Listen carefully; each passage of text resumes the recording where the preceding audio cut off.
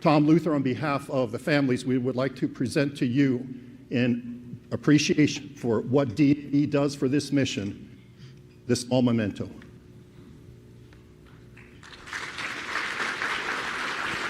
Very much. Appreciate it.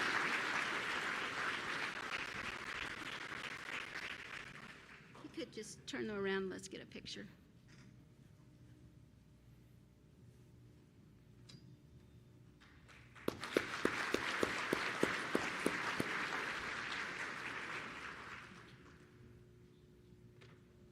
As you heard, Luther served in the 25th Infantry Division in Korea and went over in 1950.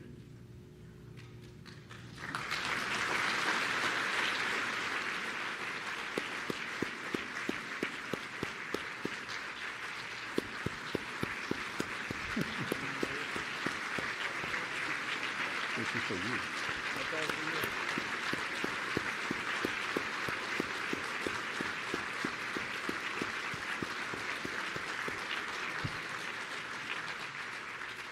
We are still your comrades, Luther. Oh, you're looking for my comments? No, comrades. But you can talk. Yeah. Please. Oh, thank you for this attention.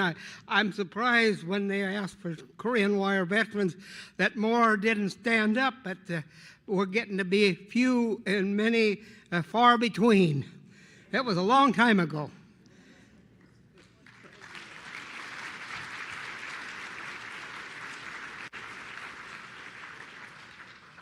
On behalf of the DAV, South Dakota, Nebraska, we'd just like to thank everybody for coming here. I served in 1991 over in Korea. My father and uncles also served during the Korean War, so it means a lot to me.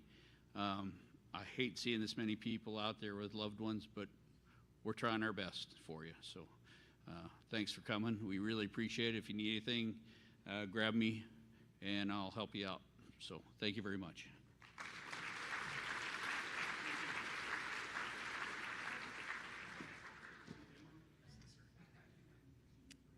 Okay, well, after that, it's going to be a hard act to follow. I hope when I'm 96 years old, I look as good as Luther does. There are a few things in your folder that I'd like to just highlight for you. You have copies of today's briefings, although, as I said earlier, we are trying to not make this death by PowerPoint, so there's not a lot of briefing slides. You also have a registration form and a survey to provide some comments to us, and we really do want to hear your feedback. Your feedback is what helps us make this a better experience for you. It also helps us in determining what our program for the next year is going to be like. So don't be shy. Tell us what you really do think. If for the registration forms, if you can fill those out, you'll get a list of who has attended, and it's important that you check the block that indicates that you are okay with DPAA releasing your information. In addition to the hard copy survey forms in your folders, there's also, for those that are technological savvy and would prefer to do it online, there's a QR code on the table that's linked to the survey. And if you would just fill that out, again, we appreciate it. The hard copies will be collected at the end of the day on Friday. We also, in your program booklet, you'll find some bios of all of the DPAA senior staff that's here and all of the speakers. So to kind of make things flow a little faster, we're not going to do bio introductions of individuals because you can read their bios for yourselves. I'd also just like to make a quick note about POWMI Recognition Day. As you'll see, this year's poster is to my left. POWMI Recognition Day was established in 1979 by President Jimmy Carter. It was established as a national day to observe the sacrifice and the service of the POWs who did come home, but more importantly, those loved ones who did not return.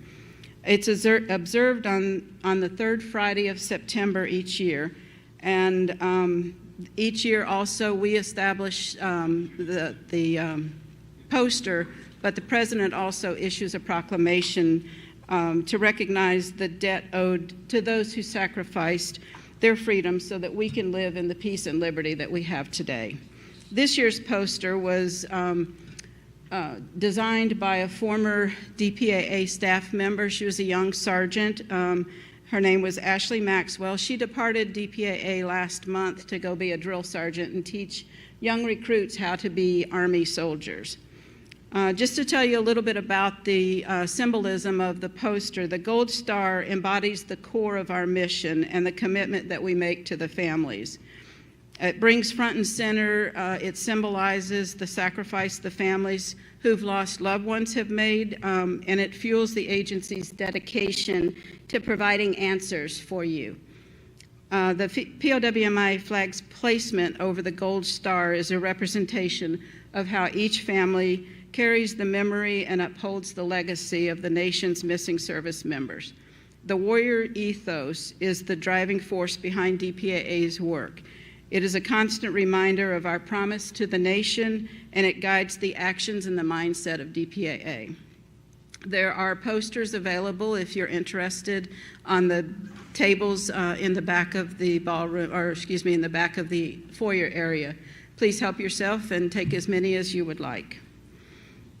At this time, I would like to introduce Mr. McCagg, who will introduce Congressman Bacon.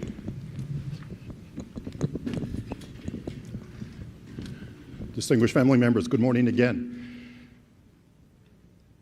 Congressman Don Bacon has distinctively served in our United States House of Representatives for 10 years. Now, this is after a distinguished 30-year career in the United States Air Force. In 2011, when DPAA was looking for a second forensic laboratory here in the continental United States, it was then Brigadier General Don Bacon, who was the commander at Offutt Air Force Base. For those of you that have seen the laboratory yesterday, for others that will see it today, the rest is history. Ladies and gentlemen, please welcome Representative Don Bacon.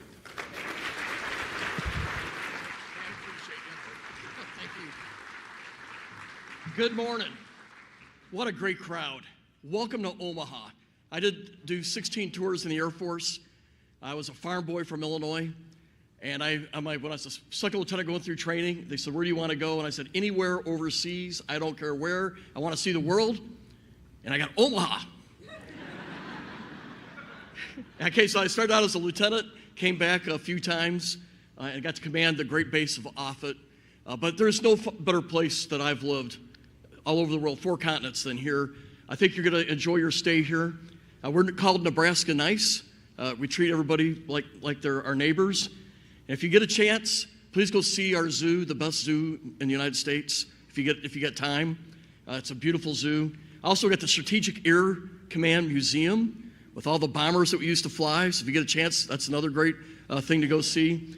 But let me start again. Welcome. We have 445 family members here who are still looking for their loved one. And our hearts are with you. The prayer today is all of our prayer. And it's our nation's commitment to stand by the family and to never leave that serviceman or woman behind. And we put resources behind it because we mean it. As a 30-year Air Force guy that was flying reconnaissance missions off of China and Russia, I can tell you that promise meant something to me. When I said I served 4 times in Iraq, that promise meant something to me. And we will always live by the promise to do everything we can to bring loved ones back home. In fact, I was at the DPAA this week, twice actually. We were at Offutt Air Force Base when 26 missing and unidentified servicemen from World War II were brought back here to Offutt to be identified. 26 just this week were brought back here.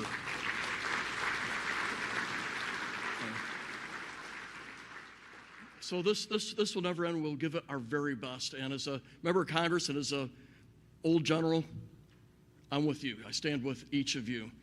And I also want to just mention, we have a lot of folks here that their loved ones served in Korea. And sir, I salute you. We have a great Korea War Veterans organization in Nebraska. And I try to go to every meeting. And one, I love hearing their stories, but two, I like Korean food. And they always serve great Korean food there. So, but it's always an honor to be with our Korea War vets. But we need to restate it, how important our role was in 1950 to 53. North Korea invaded in 1950, and today, if you look at South Korea, it's one of the wealthiest countries in the world. It's a free nation. And then you look at North Korea, it's one of the darkest, evilest societies we have, one of the poorest countries in the world. So anybody that's served in Korea, we can take pride knowing millions of people today have freedom and prosperity that they would not have had. The sacrifice meant so much to the millions of people there today. And when I travel to Korea, I just stand in awe of what our servicemen and women did in 1950 to 53 and beyond, because we've had to deter North Korea ever since. And I know we have some folks here too that have missing loved ones from the Cold War. And when I came in 1985, we were still doing the Cold War, and I was flying reconnaissance missions off of Russia and China, so I relate very well. But I want us to realize, what did we accomplish there? Today, Eastern Europe is free, and they love their freedom. I go to Poland, Estonia, Latvia, Lithuania all the time. I'm the Baltic Security Chairman for the U.S. House, so I go to the Baltic countries a lot. No one that I know of cherishes their freedom like these countries who lived under Soviet domination. In fact, if you talk to the leadership there at these three countries, every family member had someone shot or sent to Siberia during the Cold War. So they love their freedom, and the sacrifices we made during the Cold War made a tremendous difference for the millions of those East Europeans, and I want us to know that as well. So I thank you for the service that we did. It meant something to millions. It made a difference in our world. Finally, I want to just thank the DPAA team. It's been such a joy for me to work with these folks who are dedicated to you, to the families that have unaccounted loved ones. As I said, just this week, 26 more of our servicemen and women came to Omaha, and they will be identified. They will do the DNA test, and they will solve this and get them back home. All right, and right now they're working 1,000 cases in Omaha alone. That's not counting Hawaii, right? Similar efforts are going on, but there's 1,000 cases they're working right now at our Omaha facility with the DPAA. And I got to tell you one funny story, and I'll close. I got a call when I was a one-star, 2011, and the Director McKeague, by the way, he's a retired two-star in his own right, but Director McKeague, I got a call from this four-star general's office and said, hey, the DPAA, they're in Hawaii. They want to find another place to have two operations, one in the United States and then keep the one in Hawaii. Would you show them around, because often in the final 5? And I said, sure, I'll do that. But I sat down with the local mayors, and I said, we really want these guys here. So I made a plan to introduce them to the local mayors, to the hospitals, so they could see the other forensic specialists that we have. We have some of the best schools in the country right here, with universities and high schools and junior highs. We got just great schools. My kids, so I showed them all of this, gave them the red carpet treatment. Then I didn't hear anything for about 2 months, and then they put out a press release. We're coming to Omaha. So then my four-star general called me and goes, what did you do? And I go, well, I gave him a tour like your team asked. He says, this is going to cost the Air Force a lot of money, and you should have talked to me before you did this. I said, okay. Well, bottom line, it was the best butt chewing I've ever had, and I'm glad I got my butt chewed for doing it. So there. I'll close where I began. We are committed to you, and that commitment raised to every serviceman and woman who wears the uniform, that we will stand by and do everything we can. We don't leave anybody behind. I hope you have a great visit here. God bless you.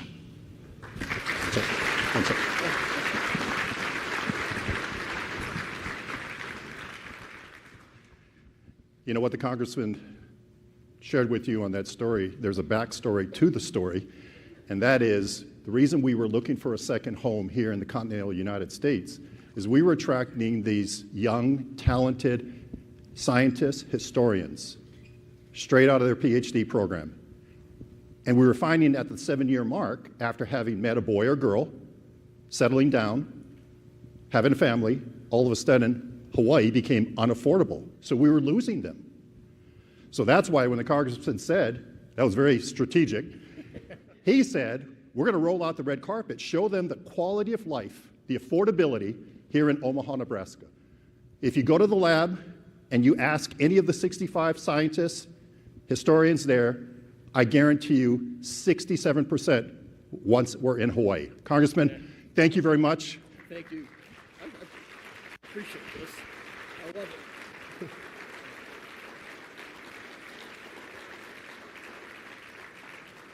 Congressman Bacon was a champion for DPAA and this mission when he served on the House Armed Services Committee. Congressman, thanks very much.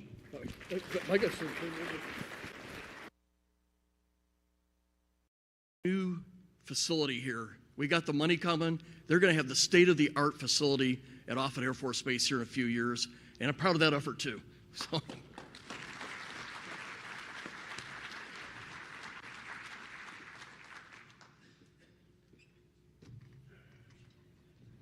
Thank you, Congressman.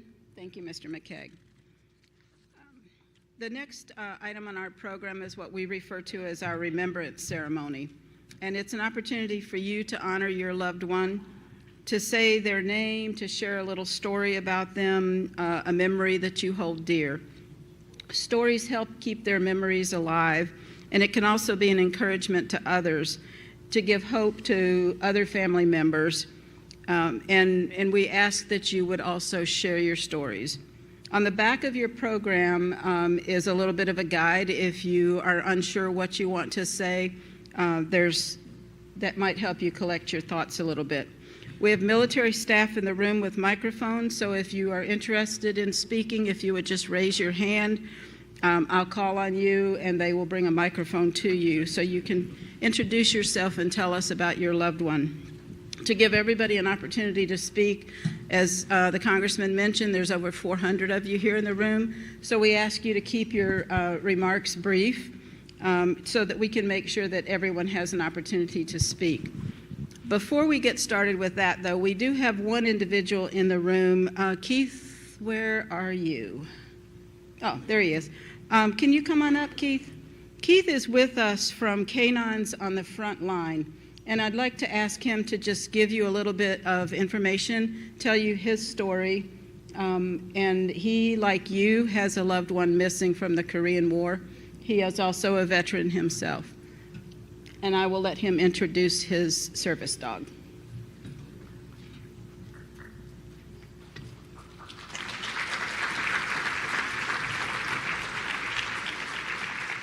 Thank you very much.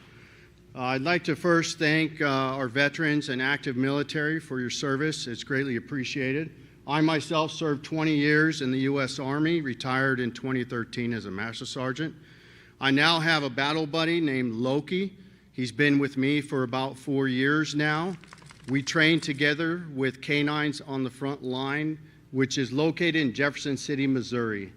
It's a 501c3 nonprofit organization that supports veterans and first responders with group therapy, with service dogs, and with the opportunity to be able to come out and re-assimilate to the society based on their certain illness or certain situation that they feel having served for their country, and now we serve them.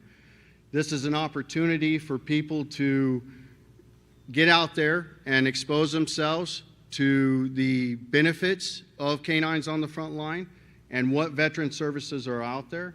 This is an opportunity for people to, if you want to support, you can go to our website and donate. Or if you have loved ones, please share with them that Canines on the Front Line is out there for them.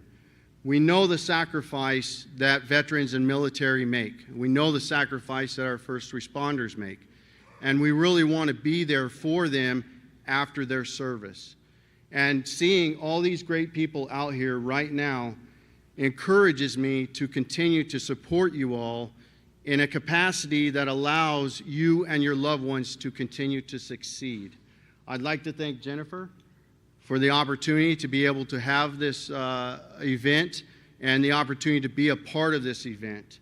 I do have a table out there that does have brochures and some other swag. If you want keychains and pins, you definitely can take them, without a doubt. And I just want you to know that we are here for you. Just as my battle buddy is here for me, Canines on the Front Line is about embracing the bond and ensuring the success of our first responders and veterans. Thank you very much.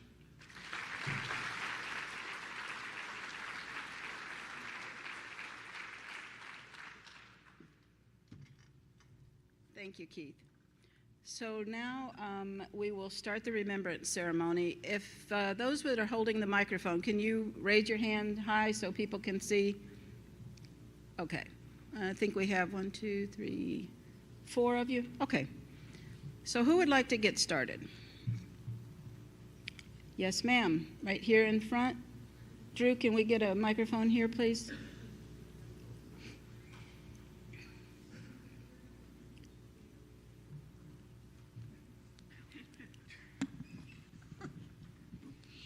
Hi, my name is Shelley. I'm here for my great uncle Lyle Shaw. He went missing in North Korea on November of 1950. And the reason why I'm standing up and sharing is because I actually never met my great uncle. I never met my great grandparents. And I never met my grandpa either. But there's lots of stories in my family. I'm the first girl for 5 generations. My great-grandma always wanted a little girl.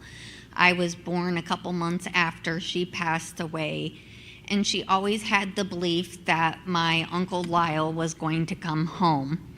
And so I heard this from different family members, and I'd always go into this little thrift store, and there was this old lady who would always tell me I was so beautiful and looked just like my grandma. Had no clue who she was.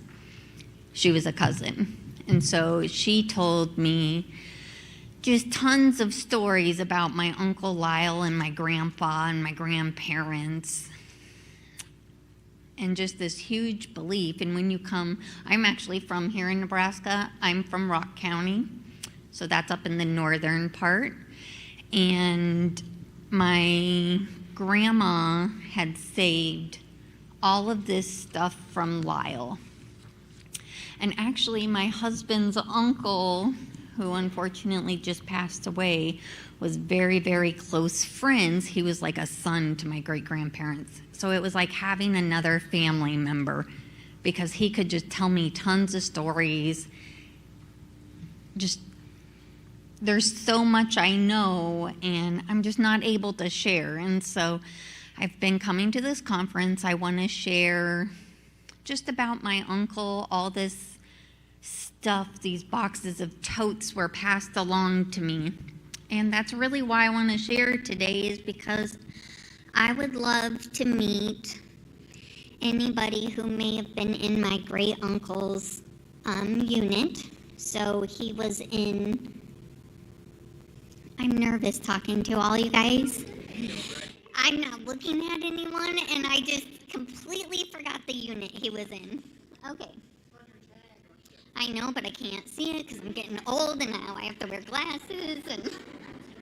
But my husband, okay, I'll read it off my husband's. Okay, so he was in D Company, the 38th Regiment, the 2nd Infantry Division, and the awesome thing about this is the most exciting part I wanted to share with everyone.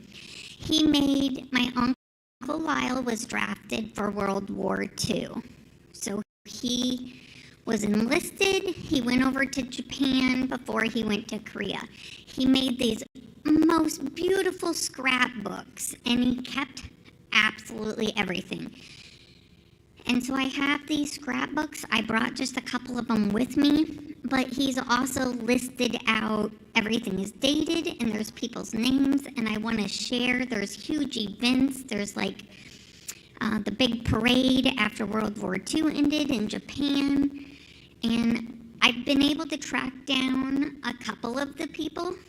Well, a couple of the people in his unit were also cousins, so 3 of those guys were pretty easy to track down, but anyways, I've tracked down a couple more, shared with those families.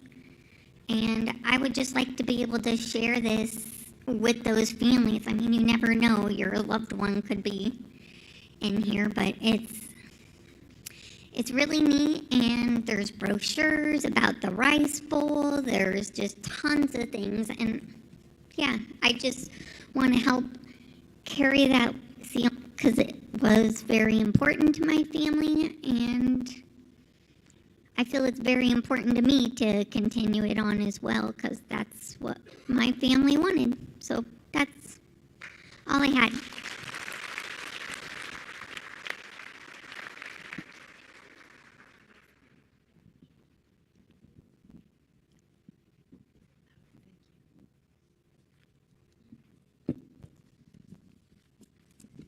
Hello, everybody.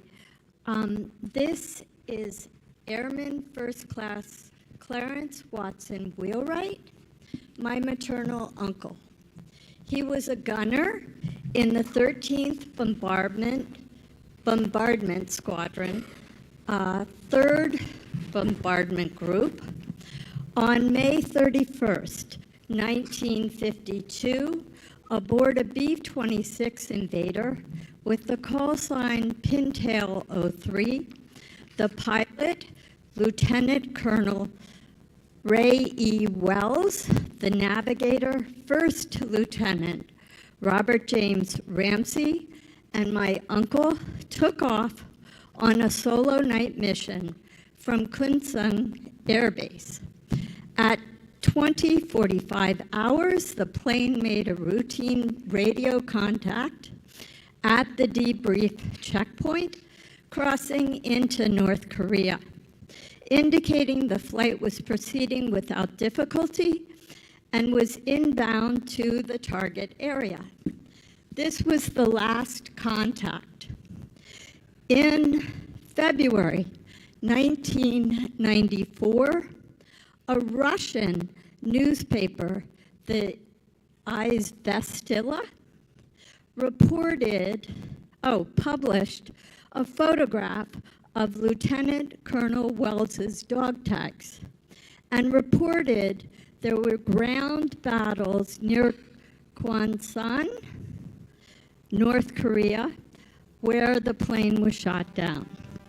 The plane passed through Suncheon, North Korea, and crashed 20 meters from the railroad tracks near the village of Anri.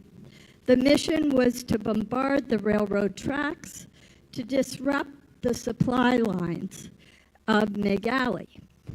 The report added that all 3 members were killed and buried by Korean citizens the following day.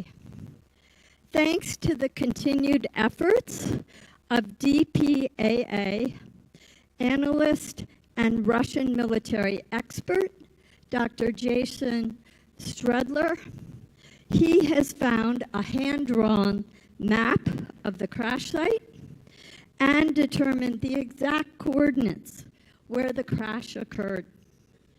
Thanks to the family meetings here, I have contacted with the lovely Brenda Lott, who connected me with the incredible Susan Kay, who is a Korean War historian. She helped me connect last year, 73 years after the crash, to the last person to see my uncle alive. He was an airman, Jake Wallish, from Nashville, Tennessee.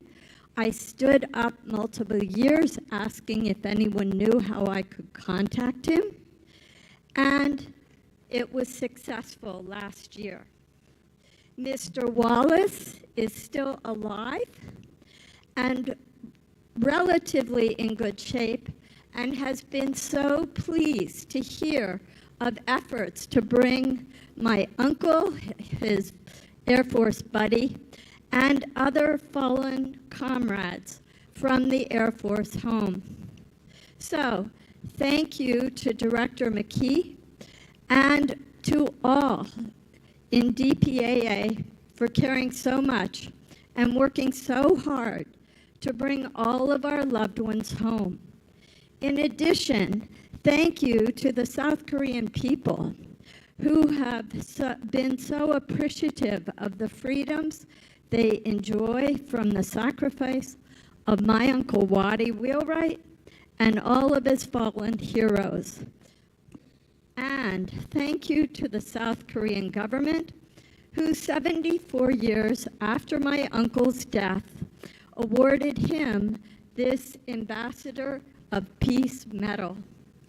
It helps me and my family know his sacrifice mattered, and these meetings matter so, so much, and help us all as we journey through our grief toward healing and hopefully closure. Thank you all. Thank you.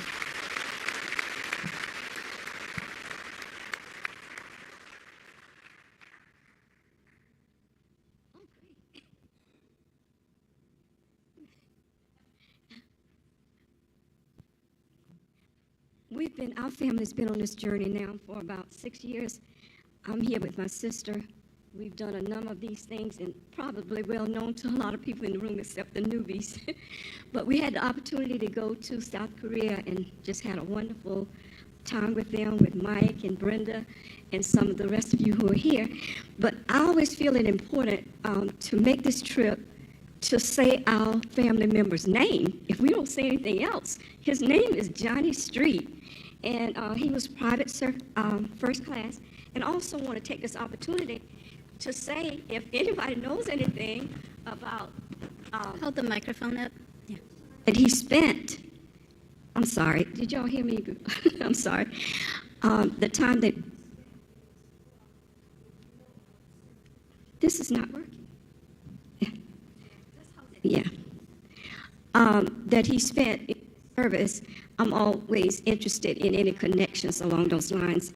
He served in the Battle of Triangle Hill and was found missing in 1953. His company was the G Company, the 2nd Battalion, 32nd Infantry Regiment, and the 7th Infantry Division. So if anybody knows anybody who was serving during that time and got additional information about what happened to your loved one, we would be very much interested in that, and that's the purpose.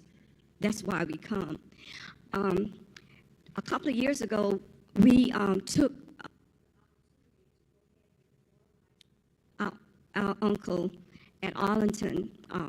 It was the year of COVID, but we took that trip there and honored him. So he's now there, but we're still looking for his remains. We come here.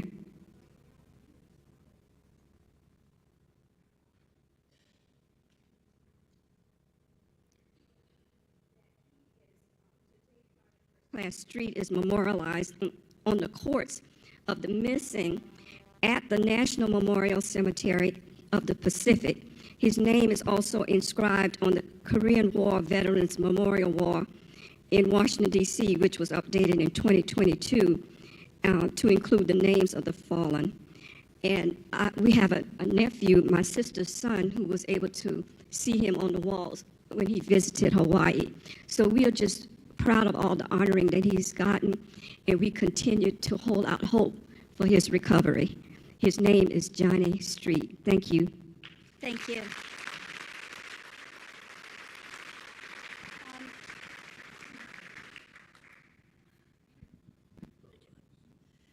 My name is John Nelson. This is my fourth coming to one of these meetings, and I've been able to speak about my father, but my father was Captain Forrest Archie Nelson.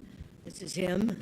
Hollywood good-looking, Corsair pilot in Korea with VMA 212.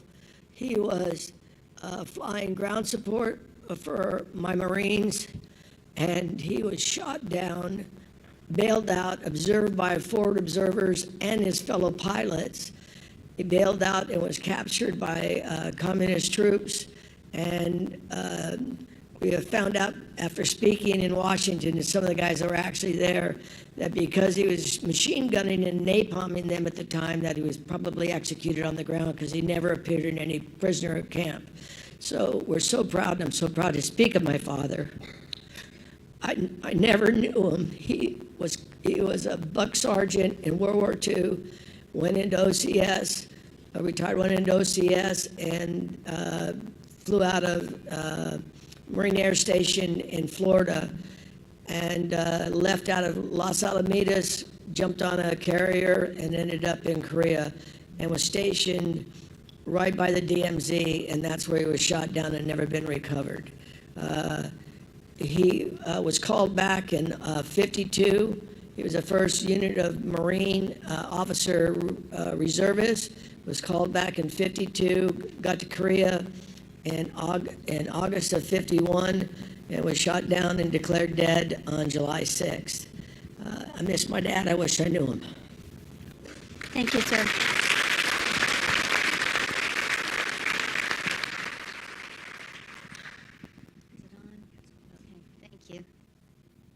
Can hear me? Okay. I'm here, especially excited to be here in Nebraska to pay tribute to my uncle, Nebraska native First Lieutenant Milton Wiseman, who went missing 75 years ago. Milton Wiseman was a decorated Air Force pilot in the 15th Tactical Reconnaissance Squadron, 67th Tactical Reconnaissance Wing. If any of you are here, let me know. On his 96th mission, which was a solo reconnaissance flight into North Korea. Milton Wiseman was born and raised on a farm in western Nebraska, Ogallala, where grandparents had been in Nebraska since the 1870s. He attended Nebraska Wesleyan College in Lincoln, and 2 months before he went missing, he was interviewed after a mission by a CBS News correspondent, and that 4-minute interview was broadcast through Omaha radio station KFAB. And our family still has possession of that interview. Milton Wiseman was asked if he had anything to say to the people back home. These are his concluding words in April 1951. And I quote him, "To the people back home, I'd like to say that the Korean War is a war, and don't be mistaken about that. We need equipment, ammunition, and airplanes and guns. And the more you give us, the quicker we get this job done. Likewise, the more support given to DPAA and affiliates, the quicker we can get this job done in bringing our heroes home, like the First Lieutenant Milton Wiseman. Thank you." Thank you. And here's his picture.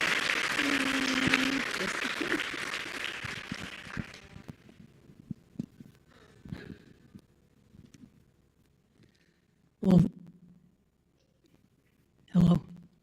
Thank you for this opportunity to speak. My name is Knut Naylofer, and I've been to at least 15 of these and told the story of my dad. And today, I want to share something with all of you because I found this going through our family archives. My dad was a Marine pilot, VMF 212, flying off of the USS Bedouin Strait off the west coast of North Korea. And he was killed on January 26, 1952, when his parachute from his Corsair failed to open and he fell 2,000 feet. He's still on this small island, as far as we know, or his bones are, and we're trying to get him back. But we're fortunate we have so much information. I've met his wingmate before his wingmate died 2 years ago, told me about the incident. And I have a eulogy from Lieutenant Colonel Lieutenant Colonel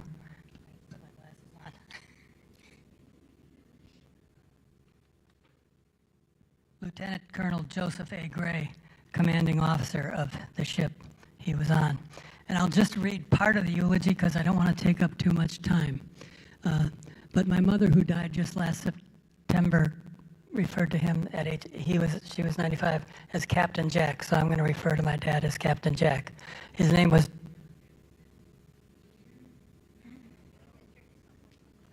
It's on. Yes, sir, it's on. Go ahead.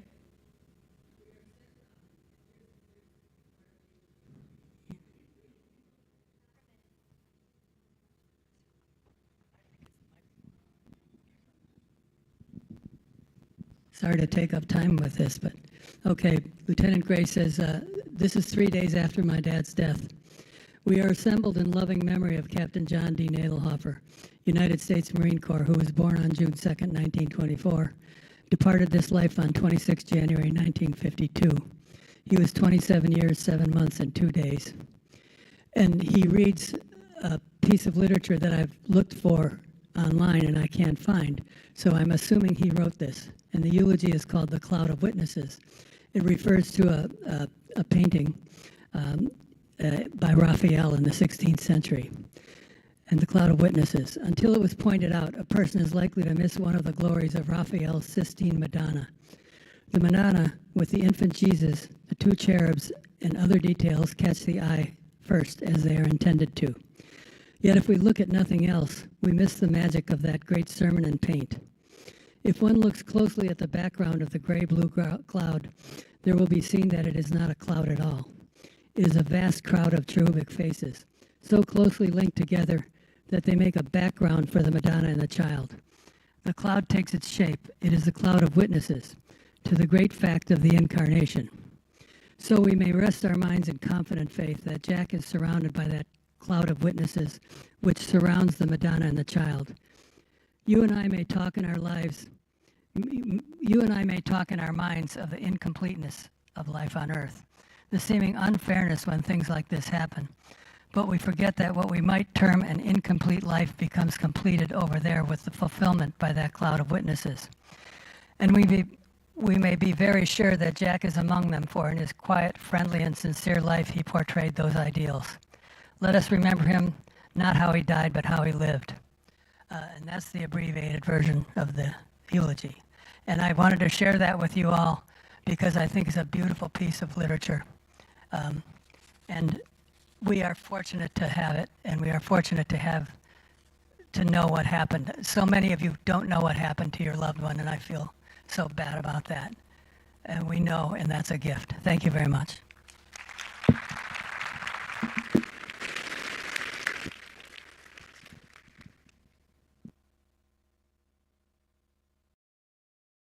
Hello. Good morning. I just want to first of all say welcome to all the new people that are here. You're going to find this a very, very informative session, and hopefully you get to meet a lot of people, and as me and my brother have past several years. Thank you to all the DPAA members and the South Korean military people that came here. It's an honor to be here with you. I just want to put out my great uncle was killed over in Korea in the Iron Triangle area. His name is Sergeant Harry Miller from Munson, Mass. He was with K Company, 3rd Battalion, 279th Infantry Regiment, and the 45th Infantry Division. He was listed as MIA on 11 June 1952 near ACOC in the DMZ, and he was listed as KIA 31 December 1953. Me and my brother have been coming here for the past several years, meeting, hoping to get new information. And I just want to put out, I'm going to not take too much of your time here, but if anybody who's within his company, battalion, has any information or wants to meet with us, please, my name is Brian, and this is my brother Gary. He's the ugly one.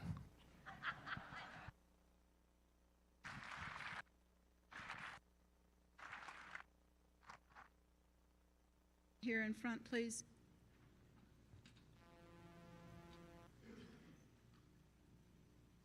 Right here at this table. Center table, yeah. Straight ahead of you. It's great to see everybody here this morning. My name is Mike Gabadziak. I'm here to honor my father-in-law, Staff Sergeant Joseph Stephen Doherty, who United States Air Force, who was a radio operator in a B-29 that went down by MiGs on October 23rd, 1951. No idea what happened to him until about 10 years ago when they found a document in the Russian military archives pertaining to his interrogation, so we know he made it out of the plane, and the Air Force agrees that the only person that could have been at that time and place was Sergeant Doherty. I also want to mention, too, that I'm here with his grandson, Andrew Badziak, who's now the primary next of kin since his mother passed a few years ago. But I want to mention, too, that Sergeant Doherty was also in World War II. He flew in a B-17 radio operator again, flying out with the Bloody 8th Air Force. A few years ago, I had a chance to go to England, and I went to his air base, Thorpe Abbotts in East Anglia, and I saw his name in the books there. So this is quite a moving time. But also at home, I have a handwritten note description of what it's like to ditch your bomber in the English Channel as it's crippled and can't fly back to ground. So a handwritten description of what that's like. And I'll tell you, kind of the greatest generation as far as I'm concerned. Thank you. Thank you, sir. Can you take the microphone straight? We have about 5 minutes left, so if you can be brief. I'll make it fast. My name is Robert Johnston. I'm here with my family, my wife Brenda, my son Jason, and my grandson Jake. So it's 3 generations that are going to follow my father's legacy and to pass it on as well. My father joined the Army when he was 16 years old in 1940, just before the war started.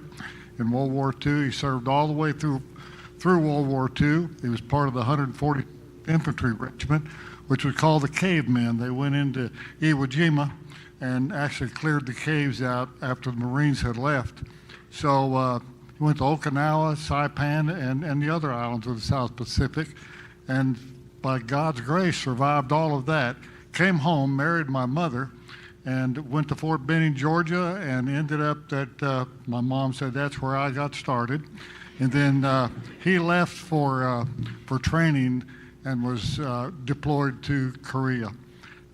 He was stationed with the 7th Infantry Division, 32nd Infantry Regiment, B Company. And he was part of Task Force Faith. I don't know if you've heard that term before, but they were on the east side of the reservoir.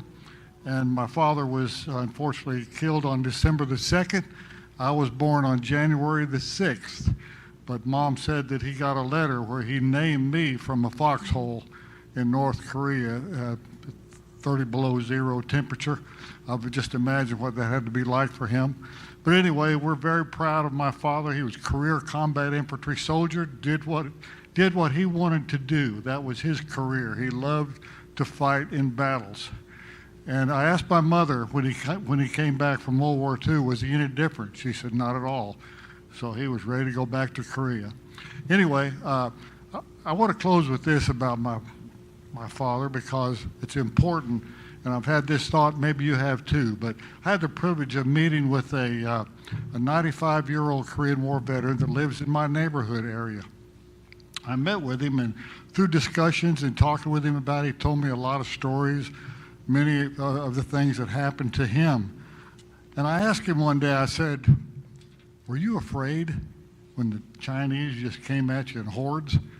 He said, well, you know, he said, I wasn't really afraid because the adrenaline was so powerful it overtook anything like that. But he said, I am afraid of. I'm afraid of being forgotten. I never will forget that. And my family will never forget Sergeant James Fred Johnston, career combat infantry soldier that gave his life for the freedom of the Korean people, the whole North and South, just like your loved ones did as well. So anyway, I just speak his name again, Sergeant James Fred Johnston. my hero.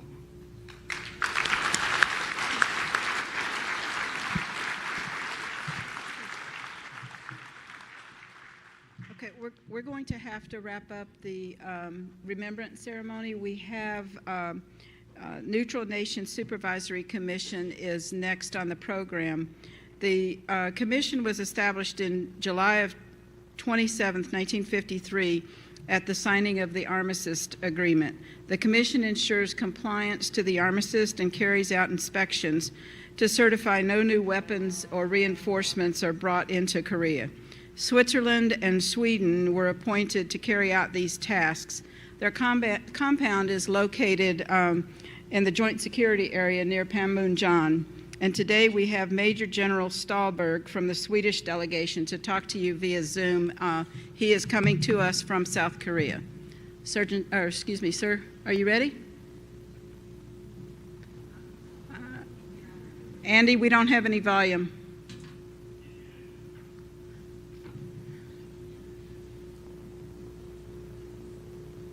Okay, let's try again. Can you hear me now? Thank you so much. And thank you for the presentation. And it is, of course, an absolute honor and a privilege to have the opportunity to speak to you this Korean evening. I also had the opportunity just 2 weeks ago to meet a lot of Korean veterans, both from the US and other nations, in place in Seoul. So I'm really looking forward to the upcoming minutes here in this speech and my comments. And also thank you for being able to listen in to your wonderful stories about your relatives and the veterans. I've been asked to provide an overview of the security situation in the Indo-Pacific with a particular focus on the Korean Peninsula and to conclude with a few reflections on North Korea. And I will try to do that, of course. But before doing so, I would like to make one important point. As member of the Neutral Nations Supervisory Commission, we do observe and analyze and report in an impartial manner through the chain of command to the Commander of the United Nations Commander, that is General Xavier Brunson. There is therefore matters and assessment that neither are able nor authorized to discuss publicly. So my remarks, please don't let them be understood as intelligence assessment or any policy recommendations. They are open source strategic overview of highly complex security environments. And if there is time, I'm also more than happy to answer any of your questions, of course. As mentioned in the presentation, we were actually ongoing since 1953. But from a Swedish perspective, we actually had a field hospital in place already in 1950, serving all the soldiers and officers in the Korean War on the southern side. Basically, there were 3 commissions, and we are still one of 2 commissions still left in Korea. And we supervise the implementation of the Armistice Agreement in letter and in spirit. We have, however, no executive mandate. Rather, we are focused on observing and reporting and recommending everything to the Commander of the United Nations Command.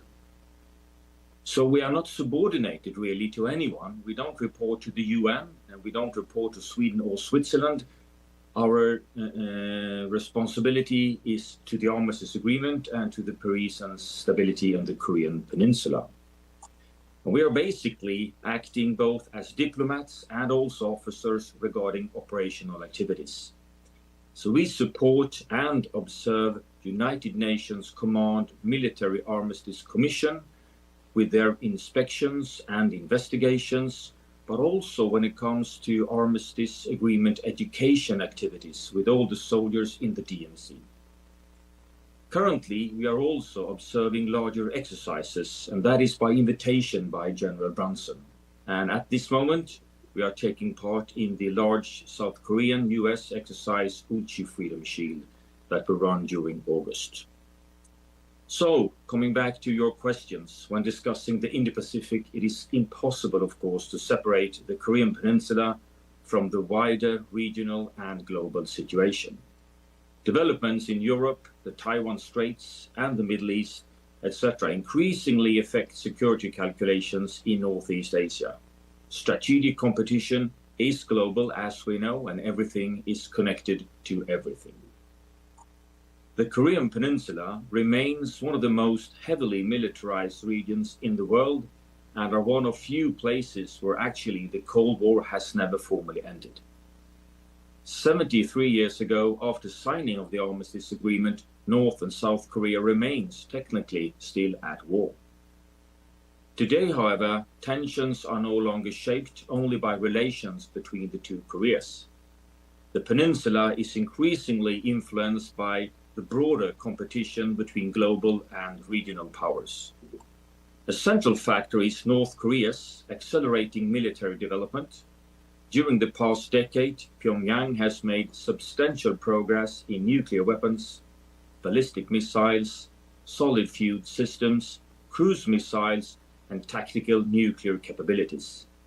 They are also investing in cyber warfare, electronic warfare, unmanned systems, and special forces.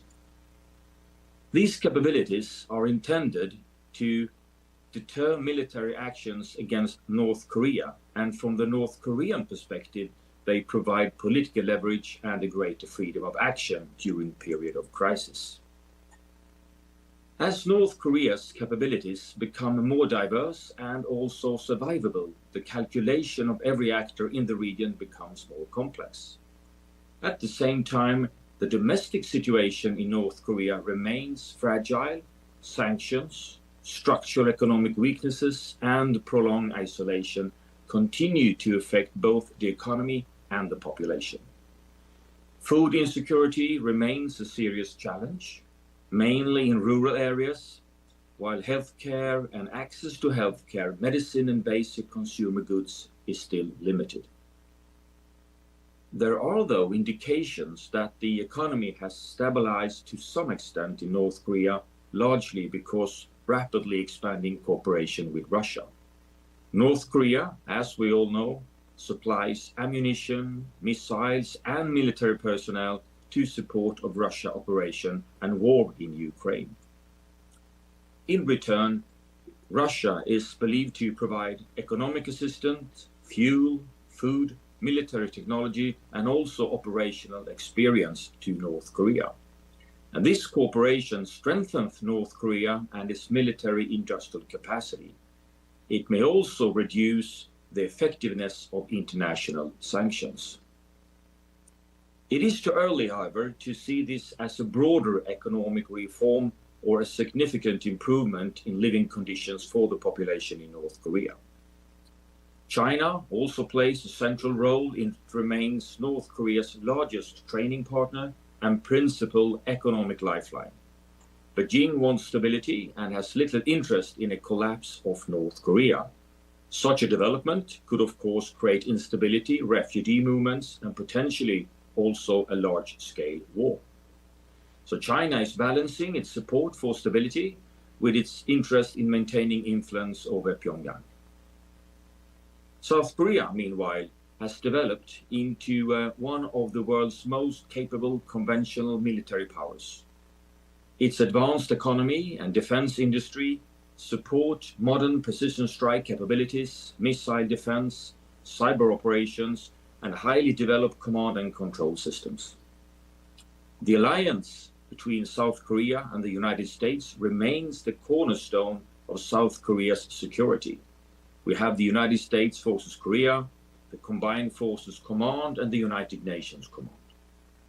Combined exercises also, together with the ROC, the South Koreans, and the US is also very important, and they are also defensive in nature and are used in support for the defense of South Korea. Taken together, these developments mean that deterrence has become stronger, but not necessarily that stability has increased. More advanced weapons, shorter response time, and reduced communication increase the risk of miscalculation. I would say that the greatest danger may therefore not be a deliberate decision to initiate war, but an incident that escalates because the parties misunderstand each other or are unable to control the situation.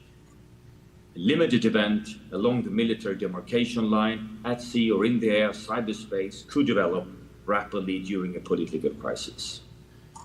The Armistice Agreement continues to provide the legal framework that has prevented a renewed large-scale conflict for 73 years.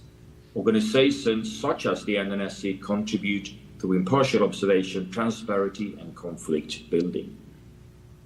They can, however, help also to prevent an isolated incident from developing into a broader military confrontation. So, in conclusion, the Korean Peninsula remains one of the most strategically significant regions in the world. It is a place for regional rivalries, global power competition, and nuclear deterrence being interlinked. For those of us who have served or are serving in the Korean Peninsula, this is a constant reminder that peace cannot be taken for granted, as your stories about your relatives and parents so totally also has been described. It requires credible deterrence, political dialogue, adherence to the Armistice Agreement, and continued international engagement. Thank you so much for having the opportunity tonight to speak to you for a few minutes, and if there is any time, I'm more than happy to answer your questions. Thank you so much.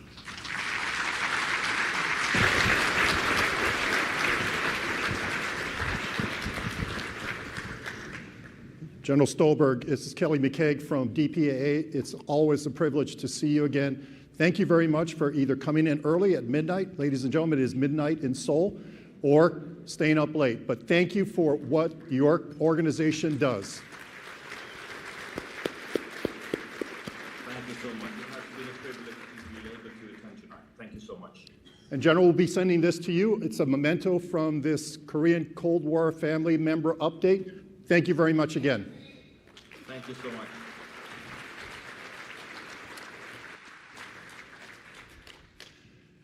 Ladies and gentlemen, in April of this year, authority, direction, and control of the DPAA was transferred to the Undersecretary of War for Personnel and Readiness.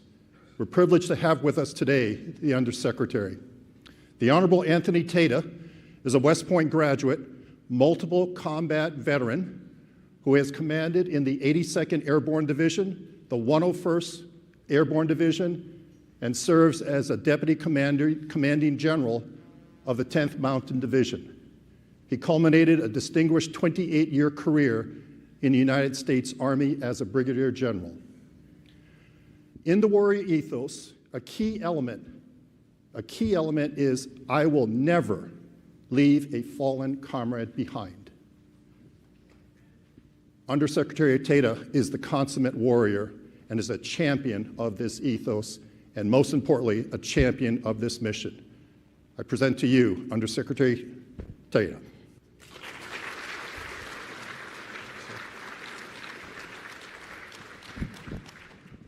Wow, what a great crowd. Can you all hear me okay back there in the back? Everything okay or no? Yeah. It's got it. Is this thing on? Test, 1, 2. All right. Maybe it's because I'm too short. It's rare that I will stand behind a podium, but given the solemn occasion, I really consider this a very solemn group, a solemn mission. It's the epitome of the leave no soldier, sailor, airman, Marine, Coast Guardsman, Guardian behind. And so I've worked hard on some things that I want to say to you, and I want to kind of stick to my script. So I'm not going to do what I normally do until maybe question and answer time, but I normally pace around and try to be engaging. But right now, as I was flying out here with my team, we just landed about an hour ago, I was going through the remarks and reading some of the history, and it kind of cuts to your soul. And the reason you're all here is camaraderie, answers, questions, and many more reasons. But before I even begin, is Megan Fedorchik in here somewhere? There she is back there. She's going to try to run away, but she's the one who pulled all this together. None of this happens without Megan, so let's give her a round of applause, please.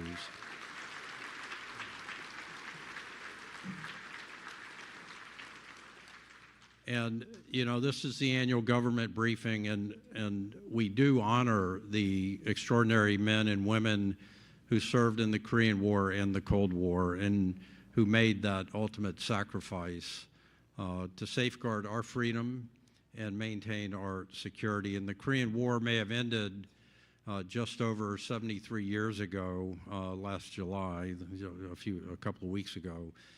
And the quiet standoffs of the Cold War may have concluded decades in the past, but I know that all the families in this room continue to hold vigils for the loved ones you tragically lost in these conflicts. And this is a personal and professional mission for me. I have someone that I work very closely with, and some days I'm not sure if she works for me, if I work for her, but Michelle Watson and her mom Judy are here somewhere. Where's Michelle and Judy? Please stand up right here. Hello, ladies. But Michelle tells me what to do, perhaps where to go, just about every day. It was Judy's father, Michelle's grandfather, who was lost flying a C-47 never recovered. The call sign of the C-47 and the pilot, the Captain Morris Thompson, was Native Son. And when I think of call sign Native Son, these are our native children that we send off to war and to do our nation's bidding. And I think that Michelle and Judy are emblematic of all of you here. They've been to Korea. And when I think of the personal stories that each of you carries, I can't imagine the pain, the anguish, the joy, and just the camaraderie that you have. And it's a real privilege for me to be standing up here talking to you, yes, as a combat veteran, yes, as an undersecretary, but more as a human being, more as someone that really understands, tries to understand the loss and the questions that you still have. And we will not rest. And I can promise you, as long as I'm in this job, we will not rest until we bring everybody home. We will just not rest, and we will continue. I will continue to fight for bigger budgets. I will continue to fight for more dig sites and more search sites. I will continue to empower Kelly and his great team that have been doing this for so many years. That's the least that I can do in this position here. And what they've allowed me to announce that yesterday the Defense POW MIA full accounting agency recorded its 800th identification from the Korean War. And that applause goes to the DPAA team. They just gave me the privilege of announcing that, but that is just one more name, one more picture that's going to go on the wall outside in the hallway. And Kelly walked me over there and said there will be a picture here. And that's 800 that have been recovered. And think of all of the hurdles that we have with North Korea being a black hole and China being hard to get into, and all of that. And I think now that we've got Private First Class Ricardo Garza of Taft, Texas, who served with the 3rd Battalion, 21st Infantry. I served in 1st Battalion, 21st Infantry, my first assignment, in the Gimlets, 24th Infantry Division.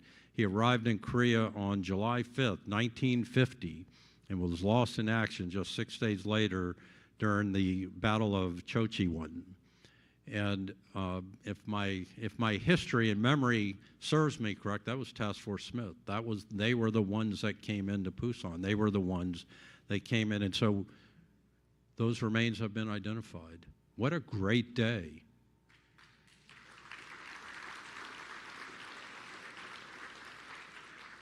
After the war, his remains were recovered, but could not be identified, and for years he was buried unknown in the National Memorial Cemetery of the Pacific. And through our increasingly modern forensic science and the tireless efforts of our DPAA team, PFC Garza and his family are finally at peace. And the Army officially notified his family this week, giving them the answers that they've so long deserved. And the story of Private First Class Garza illustrates a core non-negotiable principle that I've already mentioned, that we will never leave a fallen comrade behind. And this story is also proof that our warrior ethos is so strong. And under President Trump and under Secretary Hegseth, who I told yesterday I was coming out here and he said to send his regards, it will remain that way. Secretary Hegseth's focus is on the warrior ethos and restoring that warrior ethos, rebuilding the military, reestablishing deterrence, strengthening everything that we're doing. And earlier this year, as Kelly mentioned, we cut through the department bureaucracy, placing DPAA in our personnel and readiness portfolio, its mission to provide the fullest possible accounting of our missing personnel aligns perfectly with our mandate to care for our service members, their families, and our department civilians. And this realignment was not about moving boxes around on an organizational chart. It was about putting the full weight of our personnel enterprise directly behind DPAA. And you've got a combat veteran standing here who lost 86 soldiers in Afghanistan telling you, I'm going to work my rear end off to bring everybody home.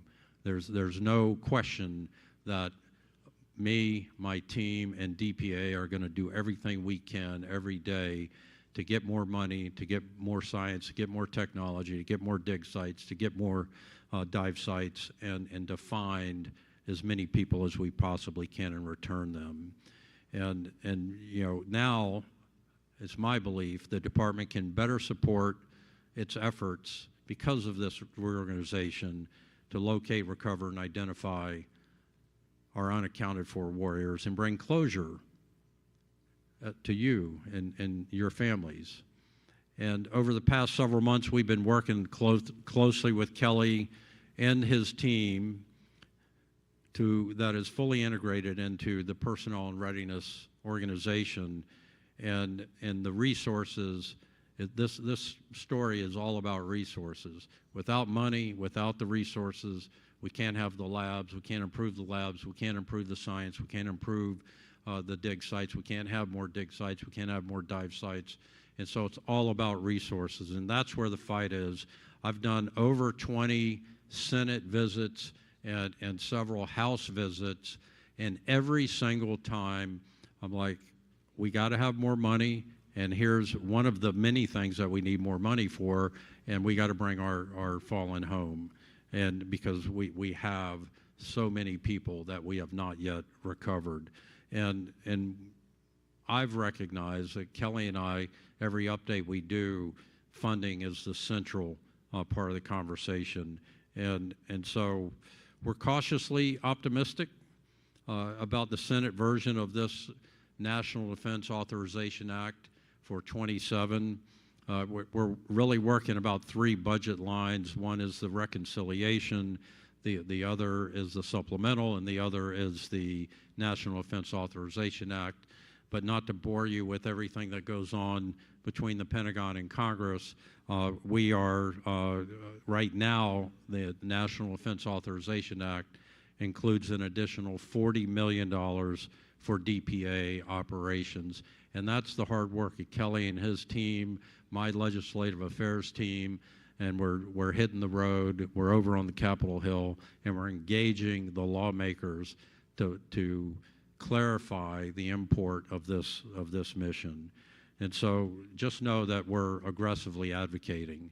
And so in parallel, we're advocating to recognize and properly honor the many brave warfighters whose names were omitted from, I was sort of aghast when I was briefed on this, or spelled incorrectly on the Wall of Remembrance at the Korean War Veterans Memorial in Washington, D.C.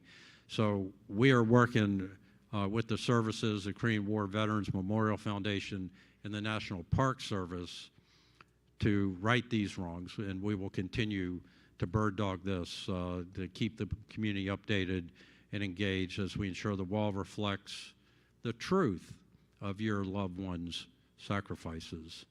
And so that's really my message to you today. We're committed.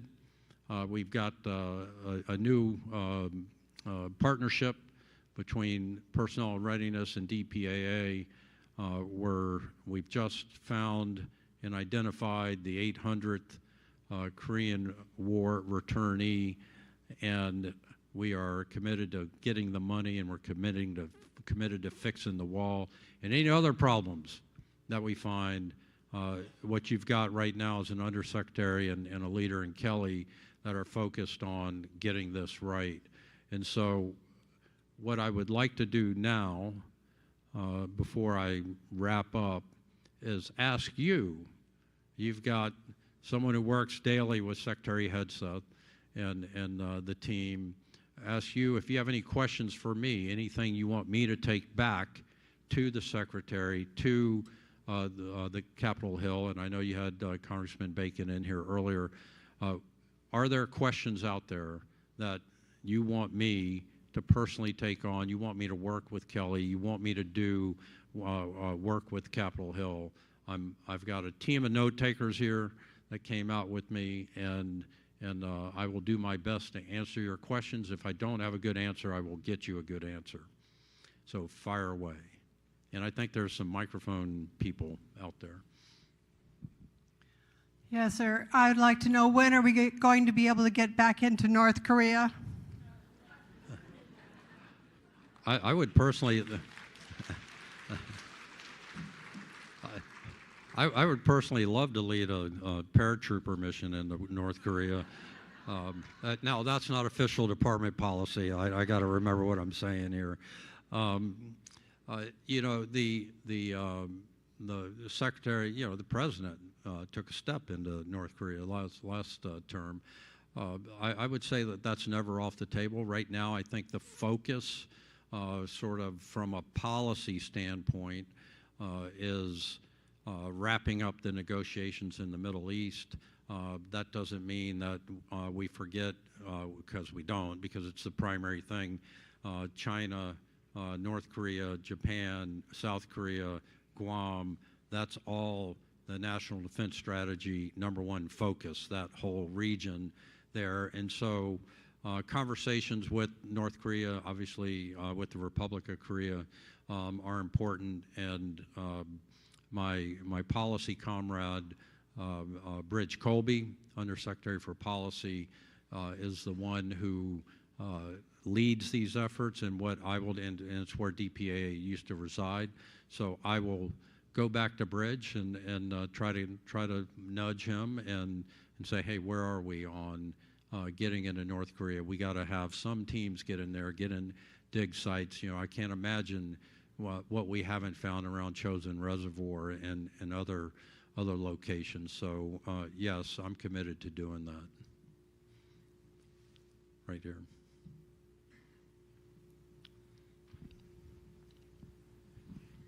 What can we do to support you? How can is there a way we can help you with your mission? I advocate for this every couple of years, like on the DPAA website for families. Call to action, like, are there doors we can knock on of our representatives' offices, letters we can write when these acts move through? Anything that families can do to back you up. Can you still hear me? Is this thing still working? Yeah, okay. What I would say is thank you for that offer and that question. Yes, it's all about the budget. It's all about funding. So we'll shoot a star cluster up through DPAA if Congress or the Senate start trimming away at the budget, because it's something that we have to remind them, because it was 73 years ago, or because it was, with World War II, even more than that. And so anything you can do to engage your representatives and senators to make sure they understand the import of this mission of never leaving a fallen comrade. If we don't get anything else right, we got to get this right. I remember as a young paratrooper watching talking to actually General Jim Gavin. I wasn't personally, I was in a group that was talking to him, and he was talking about they were going into the Battle of Nancy in Europe in World War II, and he said he was 82nd Airborne Division commander. He was like 38 years old, and he gathered his men around, and he said, look, we're going into a tough fight. Some of you aren't going to make it back, but I promise you, we will bring every one of you back alive, wounded, or dead, and we will leave no man behind. We will leave no one behind. And he talked about, in that small group, about the importance of the psychology of the soldier, sailor, airman, Marine, etc. He had paratroopers, and the psychology of, even if I'm killed on the battlefield, I'm going to be returned, and my loved ones, the people I care about, the people I'm fighting for, are going to understand that I'm back. I died doing what I wanted to do. I died serving the country. I died for them, and they'll have closure. And Gavin understood that, and he was a 4-jump guy in World War II, and one of the people I studied the most throughout my military career. So I get this mission, but a lot of Congress, a lot of the Senate, a lot of people don't get the mission because they've never served, or it's just really hard to grasp. Well, why does something that happened 80 years ago matter? Well, it matters. It matters more than anything else. So keeping the pressure on your representatives, I think, is the answer to that. It's a long answer, but that's the answer to the question. Thank you. We've got hands up shooting everywhere. We've got 1 or 2 microphones. Is there a microphone over there? Yeah, okay. Let's do this question, then we'll do that question. Yes, ma'am. Good morning. I am Vanessa Williams-Brown, niece of Jerry Monroe Yancey. And my question is, where is this money? You said you have $40 million. And where is that money coming from? I'm sorry, I'm seeing on camera that my brain's sticking straight. So, where's the money coming from? Is that the question? Where's the money coming from? And I'm just hard to believe that based on the money that I'm seeing coming across the news that we're spending on this war that we didn't want, just in the trillions, why we're not getting more money for our guys that are still missing. Okay, you're talking about today's operations, or are you talking about Korean War? Yes. Okay, well, today's operations, we are providing military options to the president so that Iran will not have a nuclear weapon. So, and that's, I can tell you that. Having served in Afghanistan, Iraq, and I brought a Marine out with me, Stu Scheller, who served in both those places. Iran was supplying a great majority of the improvised explosive devices that killed our thousands of our young men and women in both places. And so it's about time that we check their unbridled enthusiasm at killing Americans. So, but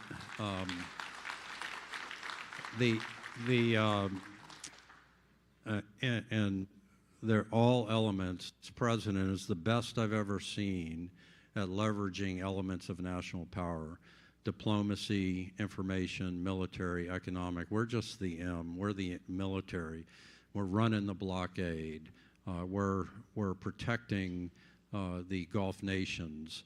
the fact that Iran is attacking civilian targets, and I didn't come here to talk about this war, but I got the question. So the fact that our military, our men and women, are over there doing bidding to protect our nation, and all of it, when you look at the potential nuclear, if Iran had a nuclear weapon, the potential blast zone that they could reach, it reaches into Western Europe. It reaches into areas that are critically important to the United States, and we have NATO. Attack against one is attack against all, and so there are second and third order ramifications. So that's the why we're doing what we're doing today.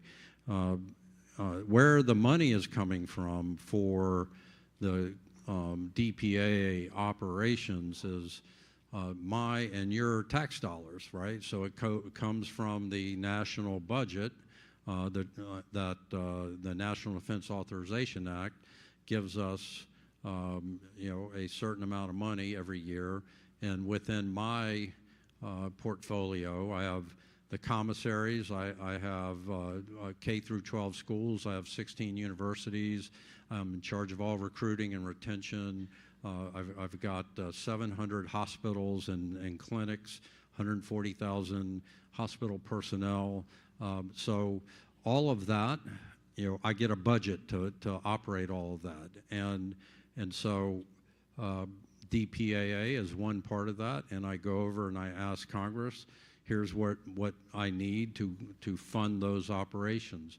Here's what I need medically to take care of our men and women in uniform and our retirees and our families. Here's what I need for DPAA. I want X number of dig sites, and right now we have Y. Y is less than X, and so I want to get to X, and here's what I need to get to X. So that's kind of how all that works. Okay, next question.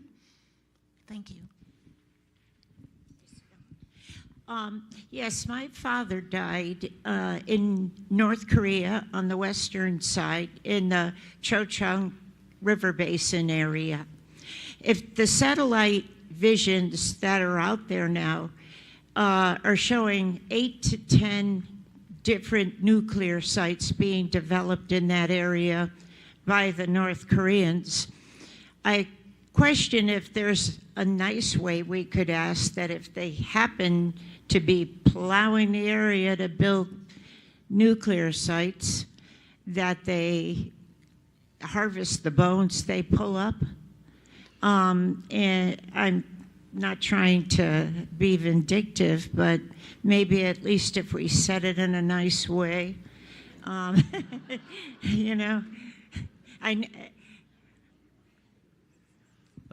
Well, I promise I'll ask in the kindest way possible. Sometimes it's by writing a message on a missile, but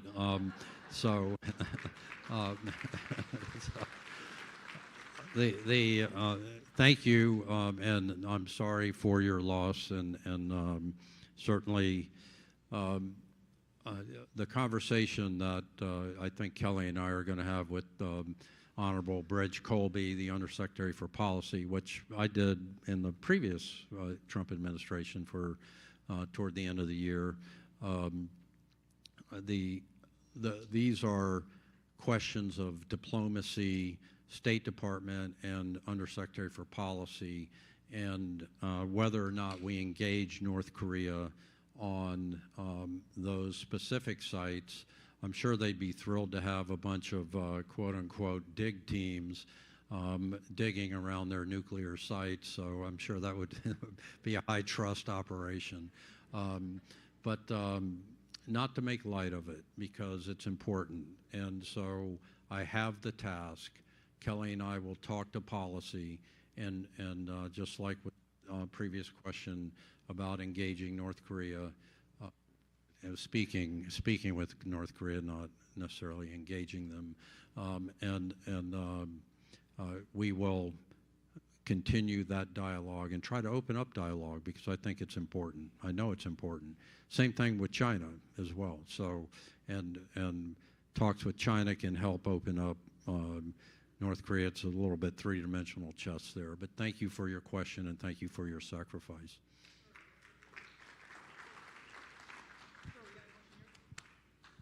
Over here. My question is a little bit more local, and I'm not sure if it's under your purview or not, but my understanding is that in the last year, the casualty office has lost a lot of, or they've been reassigned, and that we don't have individual casualty officers anymore. And I know personally, I had a very difficult time getting information about this meeting, and things just seem to have fallen through the cracks. And so I'm wondering, is that something that you could influence? Absolutely. So yesterday, I had a meeting with all the casualty geniuses sitting around a table, and we are reforming the defense casualty notification system and the assistance officer system, so that you and everyone in here and anyone that's Gold Star or survivor has a casualty assistance officer that they can reach out and touch for life. And so that we're looking at 3 different options. Of course, again, it comes down to money and budget, but again, there's nothing more important than doing this. And so it's standardization of what you're entitled to once you become a survivor.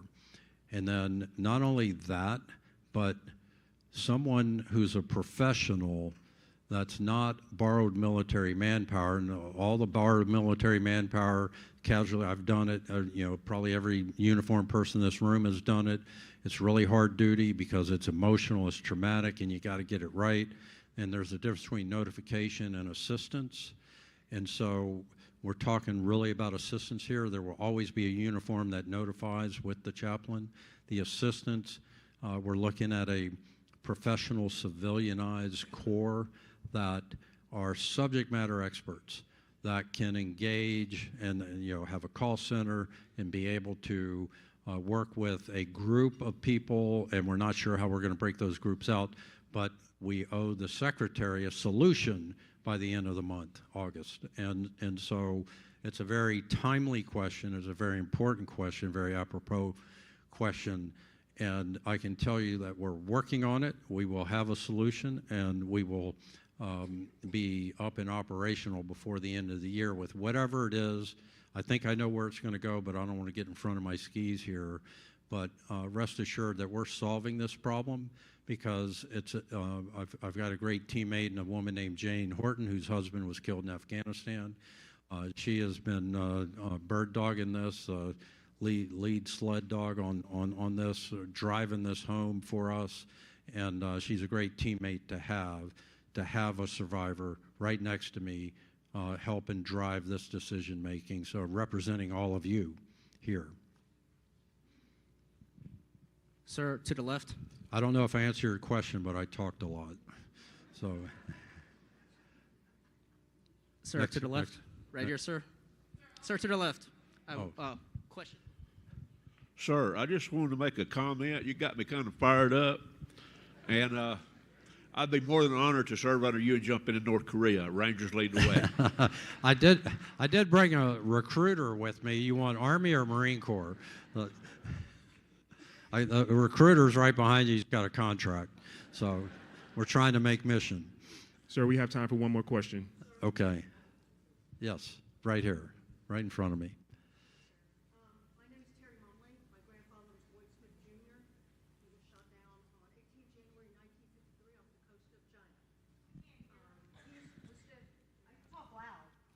We got a microphone right on your left shoulder there. There you go. He is listed on the rolls in our family. There's other members that were in the plane with him. They're listed as Cold War losses. We have fought tirelessly to show that they're not Cold War losses, that when it was decided who would go on the wall, it was such a small little area that they decided to use as that criteria. And we have fought tirelessly and searched the archives tirelessly. We found the Ridgeway and the MacArthur documents and the documents from President Eisenhower that said that they would do these missions off the coast of China. They were part of the Korean War. They were shot down before the armistice. They were shot down in 18 January, and they were doing what they were told when they joined for the Korean War. And they're left off the wall, and they're listed as Cold War losses. But prior to 1980, when there was a huge overhaul of the system, they were listed as Korean War losses. So, and we've written your office in the last 6 months. We've talked to Ms. Horton in the last well, we've written letters. We've not gotten any information back from anybody. Nobody's answered those letters. We're just, and I heard you say that you're working to get this fixed, but are we looking at it the right way, that we need to encompass those areas that were part of the Korean War where they were running missions? Well, I will certainly look at it now. Nobody had brought it to my attention, and so I'll sit down with Kelly and we'll take a look not only at your specific situation, and again, thank you for your sacrifice, but we will look more broadly. I know there's, I've had senators ask me about, well, this ship sank just outside the box. Why can't we count it in the box? And so, there's two lines of reasoning. Either there's a box and everybody in it counts, or there's no box and nobody counts, right? So, but what my commitment to you is to take a look at your specific situation and then try to extrapolate outward and see what else we can look at. And Kelly and I will get after that. And thank you for your question. Thank you. So I'm in the red here. I got a big ticking time bomb right in front of me, 20 seconds. What I'll close with is, first of all, thank you for your very thoughtful questions. Thank you for all of your sacrifice. And when I went out to Pacific Lab in Honolulu, I went out to Korea. I did go to Republic of Korea. I actually served in Republic of Korea, a couple of team spirit exercises, that kind of thing, up in the Han River. So I know the country, I know the people. But when I was at the Pacific Lab, when I was a commander in the 82nd Airborne Division, a battalion commander, a fellow battalion commander named Rennie Corey had left battalion command, and in 2001 he was in the DPAA full accounting mission, left, I want to say Laos, was flying into Vietnam on a Russian MiG or Mi helicopter 17, and it crashed. And when I hadn't processed all of that, I was very close with Lieutenant Colonel Rennie Corey, and when I get to the lab, I just mentioned, I have a friend who perished doing this mission, and they said, well, we have a memorial right out front to him. And that was very emotional for me. Good friend who perished fulfilling this mission.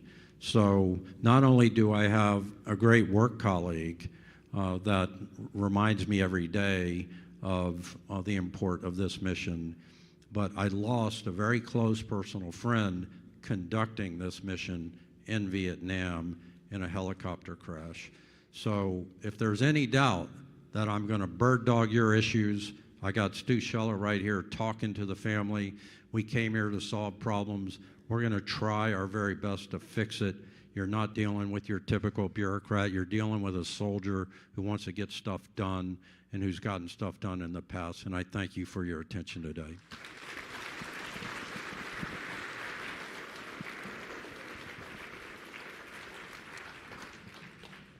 Ladies and gentlemen, in my introduction, I introduced Mr. Tata to you as the consummate warrior. I hope in his short remarks you have come to understand that he is the consummate warrior. He understands that these are his comrades in arms, your loved ones. I can assure you in the short time that we have been under his tutelage, under his leadership, we have benefited because he is a fighter. He is a strong champion and advocate for this mission, and most importantly for you. Mr. Tate, on behalf of the families, just a small memento. Thank you.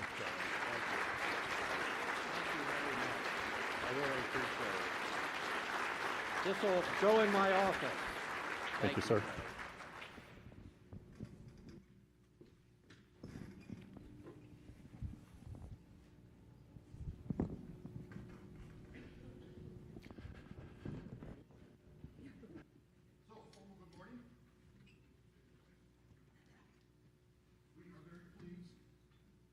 We are very pleased to have you all assembled here as we do. You'll note that this is only the second time we have held this Korean Cold War meeting outside of Washington, D.C. As you heard Jennifer Nazarenko say, because of her leadership, her vision, we reformatted it radically last year. And I hope you liked it. The feedback we got was positive, and so we are doing that again. Ergo, here I sit with a conversation with you for the next few minutes. I'd like to note that 27% of you are first time to a government meeting. If I could have you stand, please, and be recognized, because I think that's phenomenal.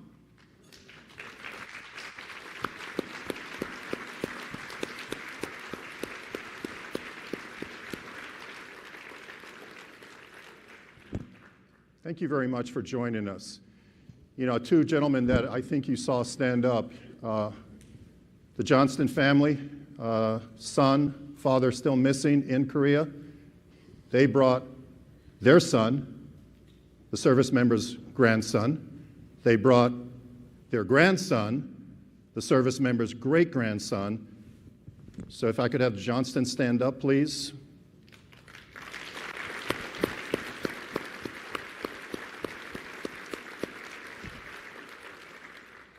Three generations. Again, it's passing that torch and, more importantly, carrying on those memories, those stories, and more importantly, holding us accountable to find you the answers you need. I'll spend the next few minutes or so walking you through some strategic issues. Many of these issues my colleagues will follow up on throughout the next day and a half. Mr. Tata talked about the budget. You know, in this business, money matters, money talks, and more importantly, money allows us to be able to do more and to do it faster and to do it better. Thankfully, because of Senator Deb Fischer, who is from this state, she has introduced add to our budget of $40 million. You heard Mr. Tata talk about that. That money will restore the ability for us to field investigation and recovery teams all over the world. Now, that's the first of 4 steps. We're confident that she has enough seniority, that she has enough moxie with which to secure the other 3 steps, and we hope that next year our budget will be back to where it should be.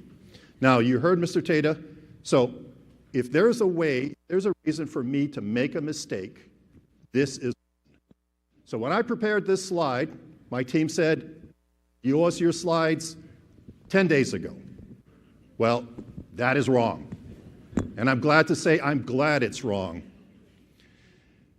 Private First Class Garza, San Antonio, Texas. 3 sisters got the call yesterday from the United States Army, 91, 93, 96. Were called yesterday by the Army Casualty Office to be told that their brother was coming home.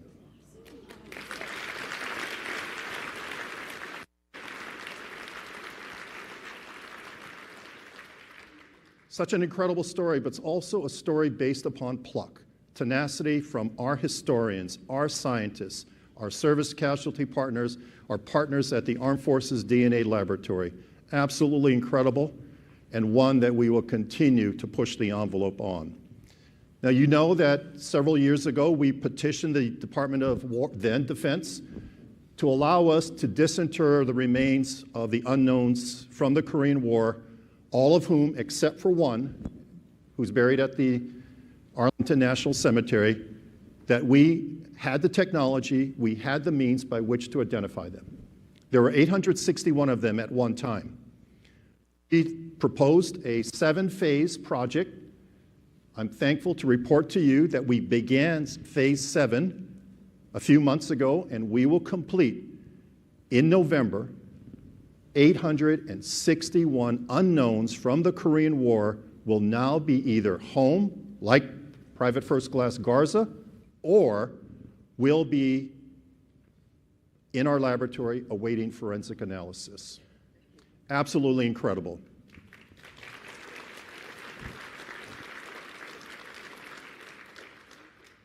You know, ladies and gentlemen, when these remains were found and turned over because of the armistice agreement, either by China or North Korea, back then the Army Central Identification Laboratory in Japan did the best they could. But these 862 were not able to be identified. And so they have sat for the last 60 plus years, 70 years, under a headstone with the word unknown on them. So we are working vigorously to give them a name, give them a face, and more importantly, return them to their families like Private First Class Garza. I will tell you that and you'll meet our partners this morning, later.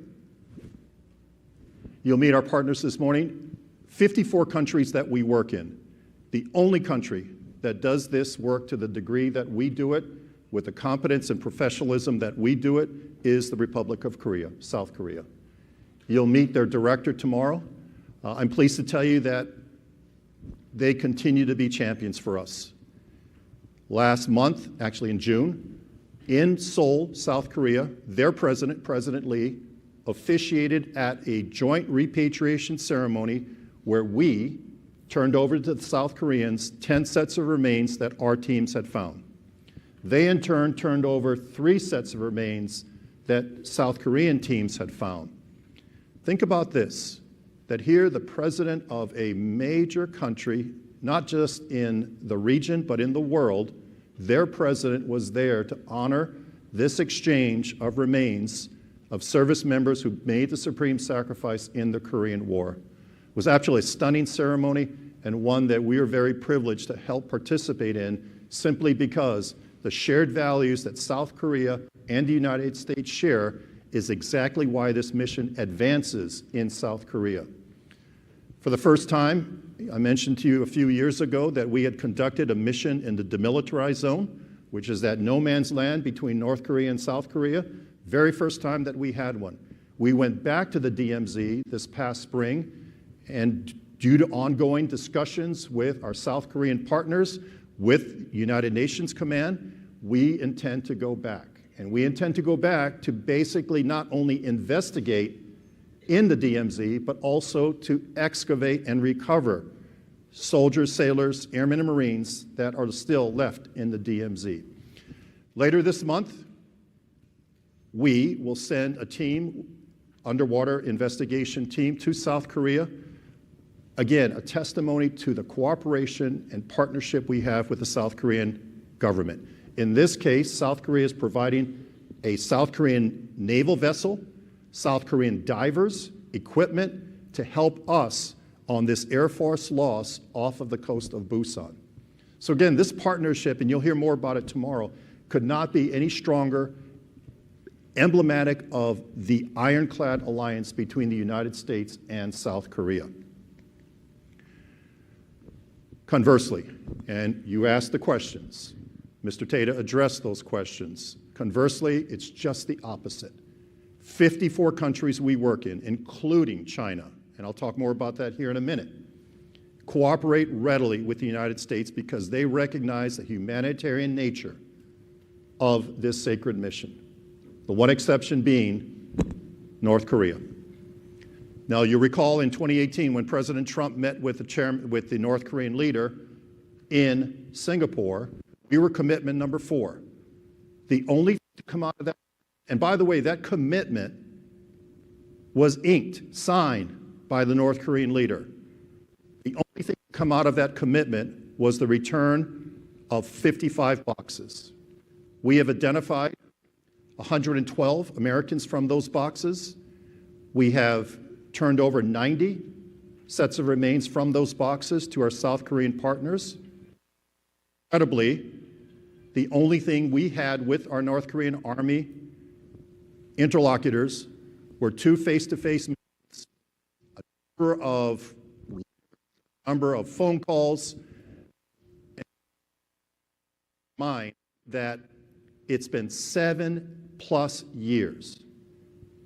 Our conversation with the North Korean Army was in March of 2019. March of 2019. I find that criminal. I find that irresponsible.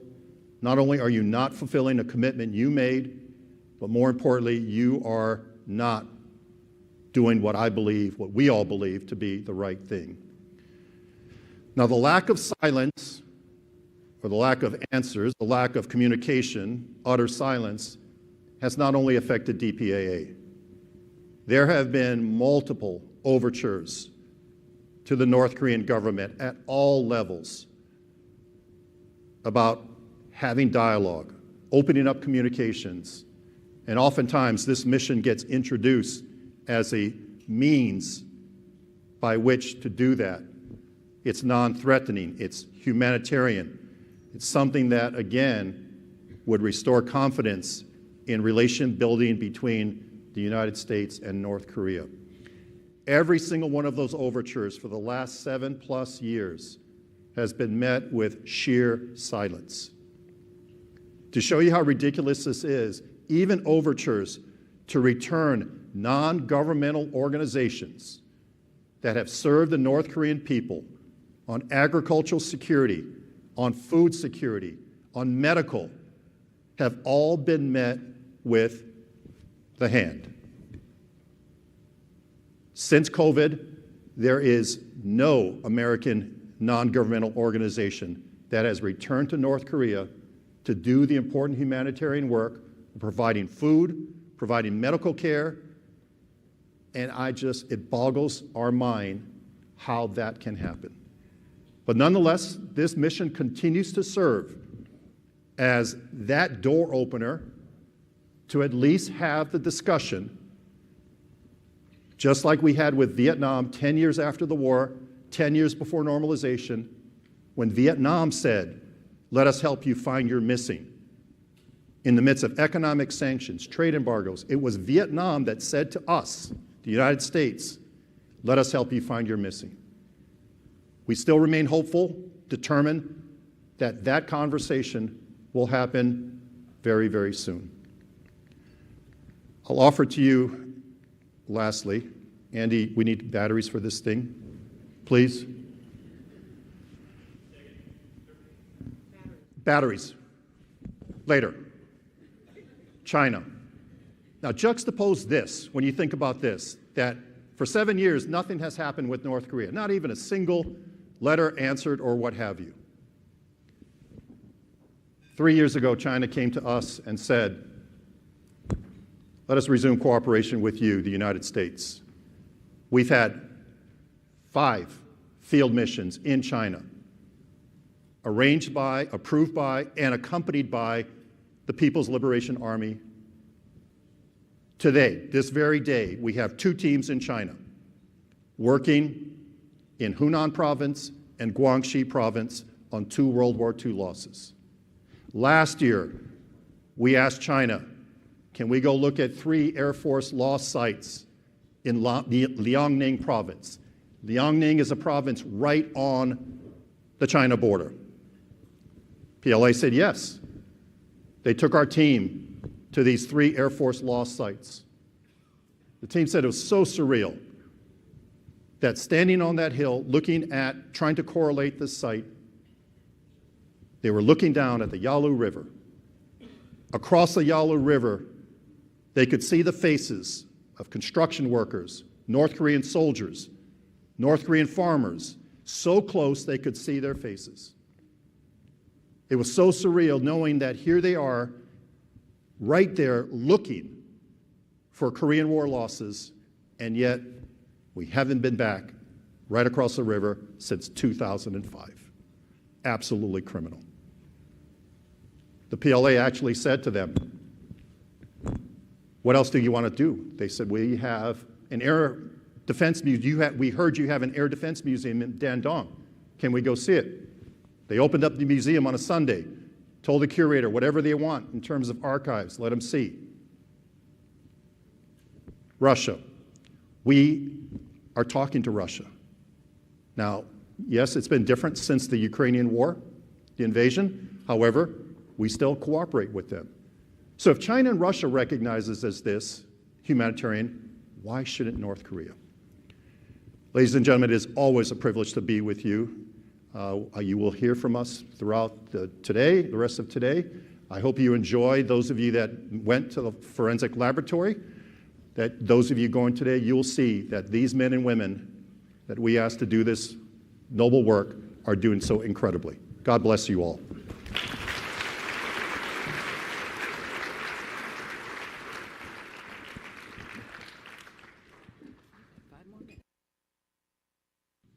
We had a bet going whether he was going to stay on time or not. He actually gets 5 more minutes. So that concludes our morning session. It's now time for our lunch break. If you would be back in your seats by, let's see, 12:50.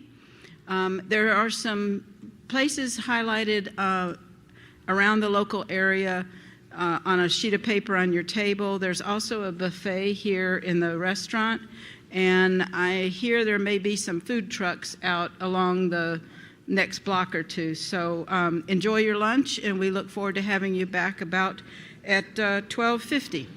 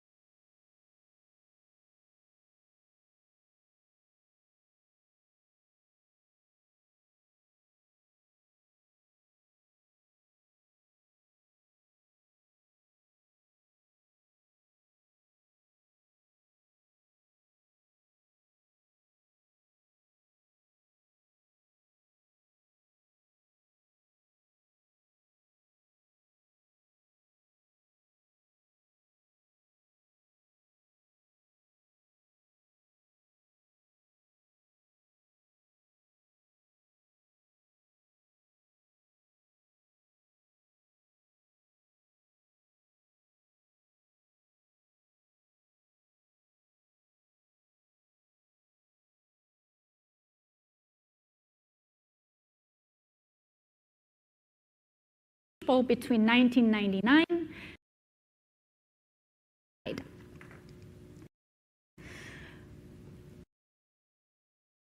So that's did a job.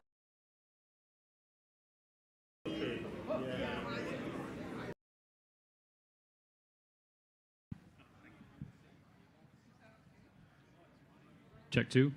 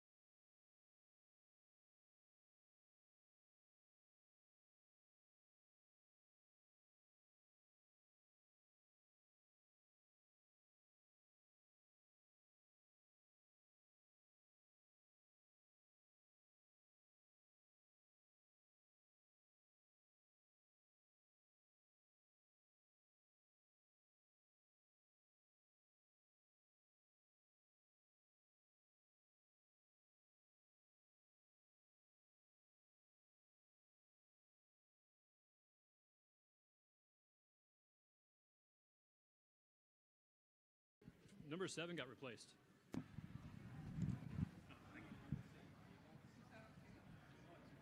Check 2. Check 4. Check 3. 3, 3, 3. Good.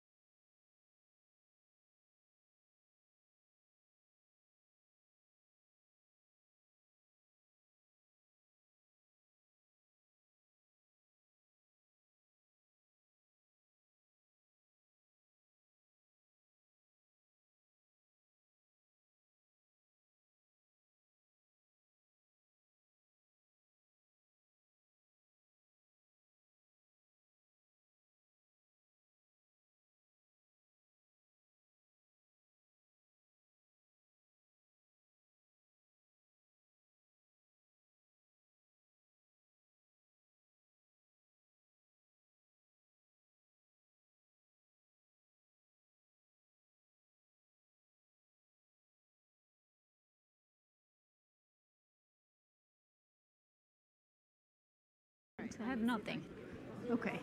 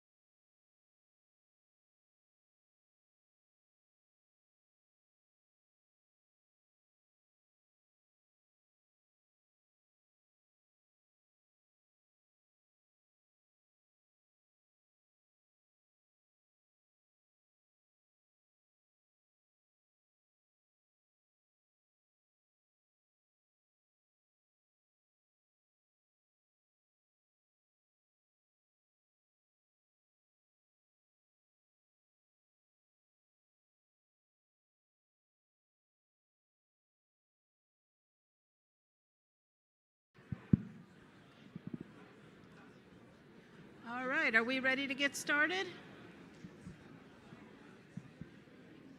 If I could ask you to please take your seats, we will get started in just a minute.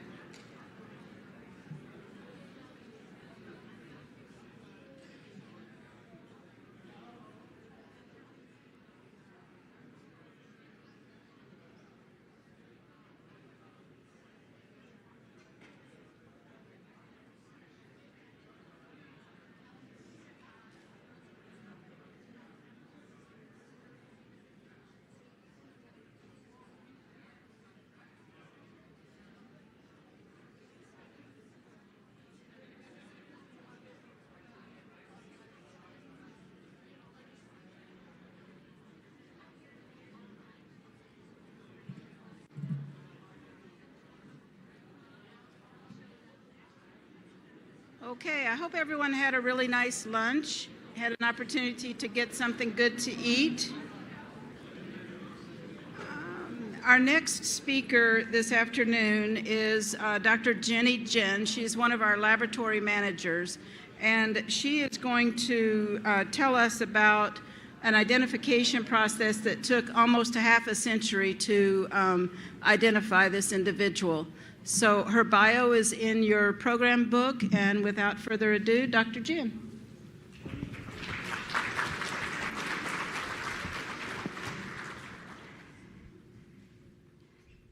Okay, can you hear me well? Okay, so I'm gonna sit down.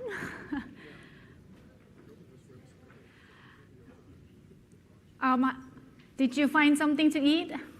Good food? Are you all wide awake for my talk? Not wide awake? Okay, so it's always my honor to be here. I'm Jenny Jin, born and raised in South Korea, became an American citizen many years ago. And, you know, America has been pretty good to me.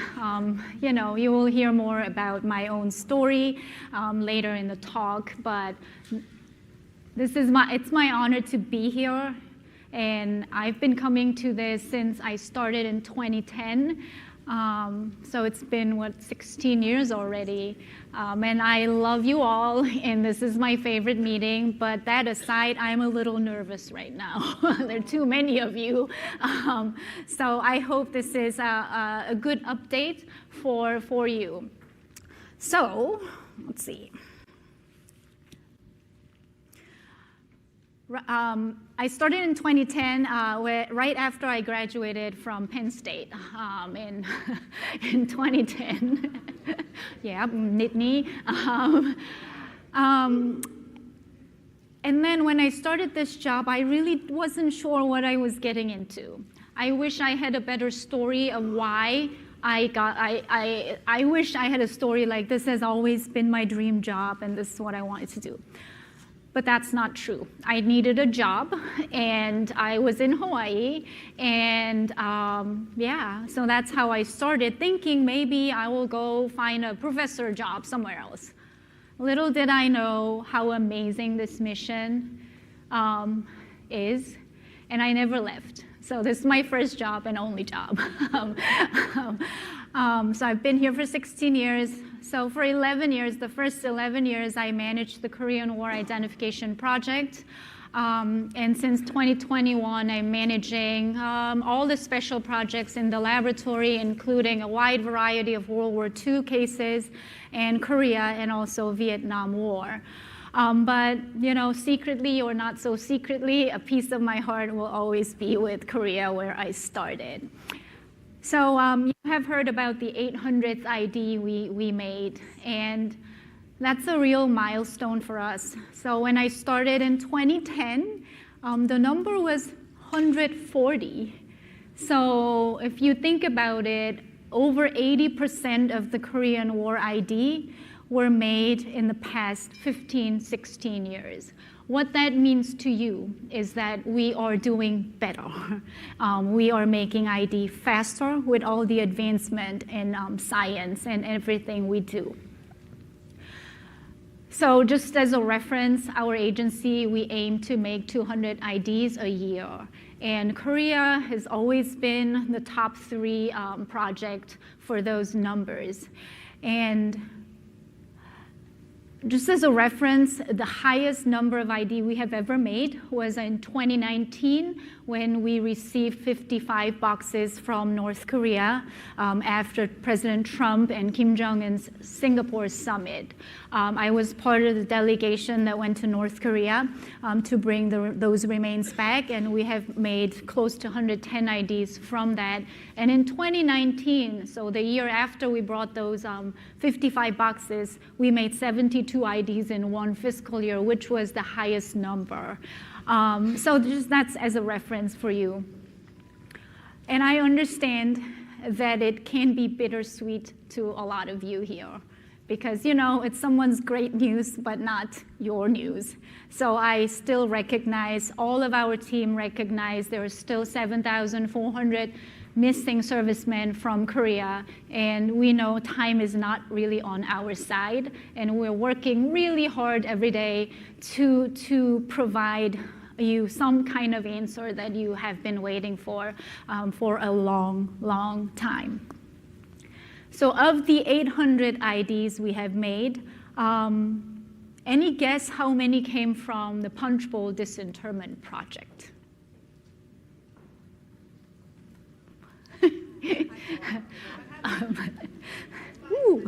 Better than 20. So we made 320 IDs from the Punch Bowl Disinterment Project. So a lot of you are already familiar with our disinterment project, but I want to give you a little bit of background. So remains have to come into the lab for us to make an ID. So where do we get the remains? Unilateral turnover from North Korea. That's a really good thing. We have made a lot of IDs from all the sets of remains that we have received in the early 90s. And we have made a lot of IDs from the recovery missions we actually conducted in North Korea between 1996 and 2005. So that's a great way. If we have another chance, I really want another unilateral turnover because I know they have the remains somewhere. So yeah, that's my ask to North Korea. But anyway, today I want to focus on the Punch Bowl Disinterment Project because that is the main source of how we get the remains into the laboratory right now. But if you have any questions about other UNILADs or recovery missions, please come see me and I can answer your questions for the lab side. After the war, there were 867 unknowns, and one unknown from the Korean War is buried in Tomb of the Unknown at Arlington. So 866 unknowns were at Punch Bowl, and we have ID'd 320. So if you think about it, if you think about how we started this project, so disinterment is a big portion of Korea, but not just for Korea, it's for World War II and all other conflicts, because our goal is to make sure there are no more unknowns left. So we diligently bring back unknowns from all over the world, from World War II, Philippines, and all across Europe. We are getting remains into the lab. But for Korea, those are all buried in Hawaii at the National Memorial Cemetery of the Pacific, aka Punch Bowl. And so DNA, we use DNA all the time, and we hear about DNA all the time, so we make the wrong assumption that DNA has always been around. A lot of you know that that's not the case.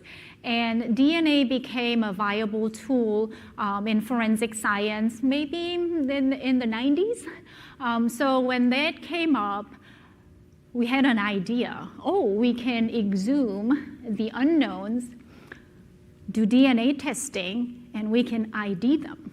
Oh, we can ID all of them. That's a great idea.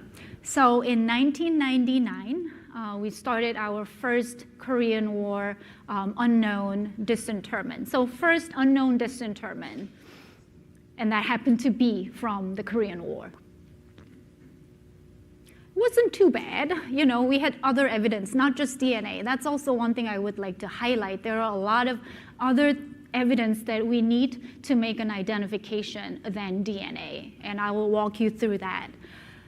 So we made some IDs, and then in 2001, we were like, yeah, let's do this. We can do this. And then back then, what had to happen for Korea cases, which is still the case for a lot of World War II cases, is you have to write what we call an individual disinterment memo, like a proposal.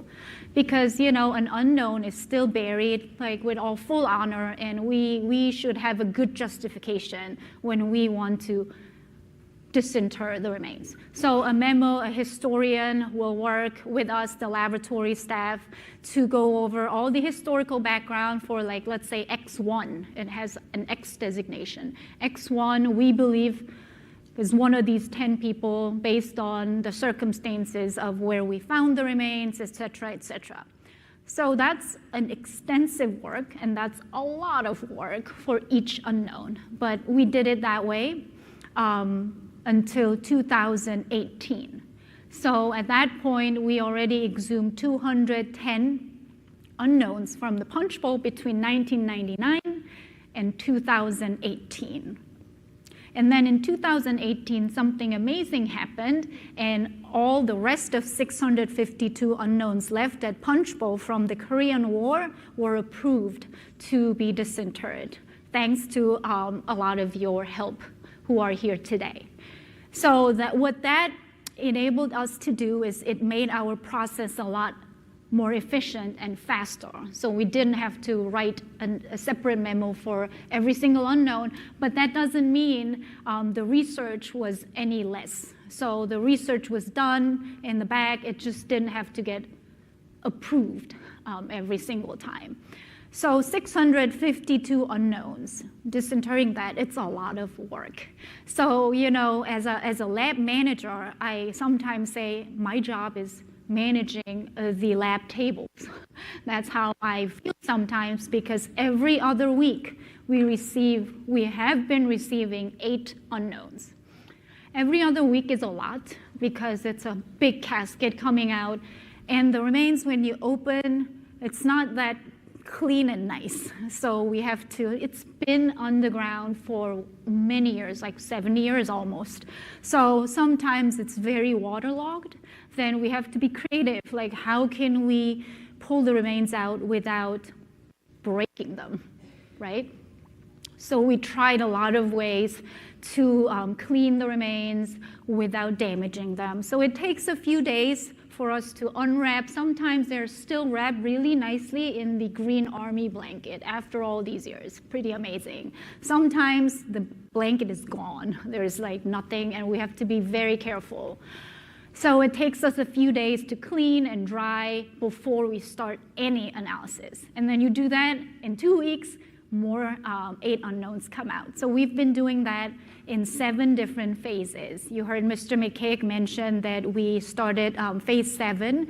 So we have 8 more pulls, that's what we call, 8 more dig days left to pull the rest of 65 unknowns left. So after that, we'll have every unknown from the Korean War in our laboratory, which still takes time for us to ID.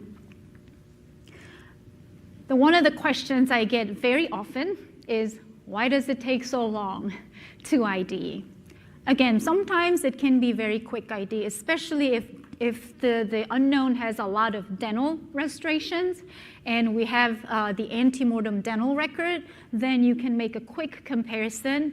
And if it's strong enough, we don't even need DNA. We can push that ID as a dental positive. But most of the time, those dental positive IDs were already made in the 50s because it was dental positive. So one thing I always like to emphasize is there is a reason why they are buried as an unknown. Something was wrong. So that's the challenge we face. And on average, it took us about 2 to 4 years to make an ID from the punch bowl case. So that's still not as quick as a month, but we have so many cases in the lab, and that's as fast as we can do. And we cannot make an ID because I'm 70% sure this is someone. We have to be almost 100% certain that when we make an ID, it's your loved ones. So we are trying our best, but it just takes time. One thing is that DNA succeeds about 60% of the time with these punch bowl remains. So that's not like a guarantee you have the remains out, you will always get DNA results. It doesn't, I wish it worked that way, but to me, it's even amazing that we get DNA for 60% of the time, especially because these unknowns, something was not right when we first started doing it because they look beautiful, like very well preserved. If you had been to the Offutt laboratory, we don't have any Korea cases there, but most of the time, the remains coming out of punch bowl, they are very well preserved. So for an anthropologist, well, that's a great thing. Like, wow, you can do stature estimate, you can do all different kinds of anthropology analysis, and then you submit for DNA, and it only succeeds about 60% of the time. When the remains, the fragments we receive from North Korea yields beautifully in DNA. Like, okay, something's wrong. And what we learned is that the remains, before they were shipped to be buried in Hawaii, they were processed in formaldehyde. So, all formaldehyde, right? You see that in the museum, like that's preservative. So it preserves the bone really well because it killed the DNA and all the organic materials. So, we have to deal with that. And after we'll talk about all of their amazing development they have made for us to even get 60% DNA. So that's the thing. Like slightly over half of the time we get DNA. But can you make an ID without DNA? Yes, if it's a dental positive. But most of the time, the guys we're missing from Korea were about the same age, about the same height, and most of European ancestry. So just looking at the bones, we can only do so many analyses to confirm the identity of the person. Or sometimes DNA yields, but it doesn't match anybody in the Korean War family reference database. What could that mean? Korean War families are amazing because we have the best coverage when it comes to family reference samples. Some of the World War II battles, we only have like 10% of family reference samples, when for Korea we have close to 90%. So it's really thanks to you all. But we still are missing about 10%. So if the remains belong to one of those that we don't have family samples for, then it's hard for us to figure out who that person is. But today I want to focus on commingling. Commingling is when you open the casket and it looks like one person, but later we find out that it's a lot more than one.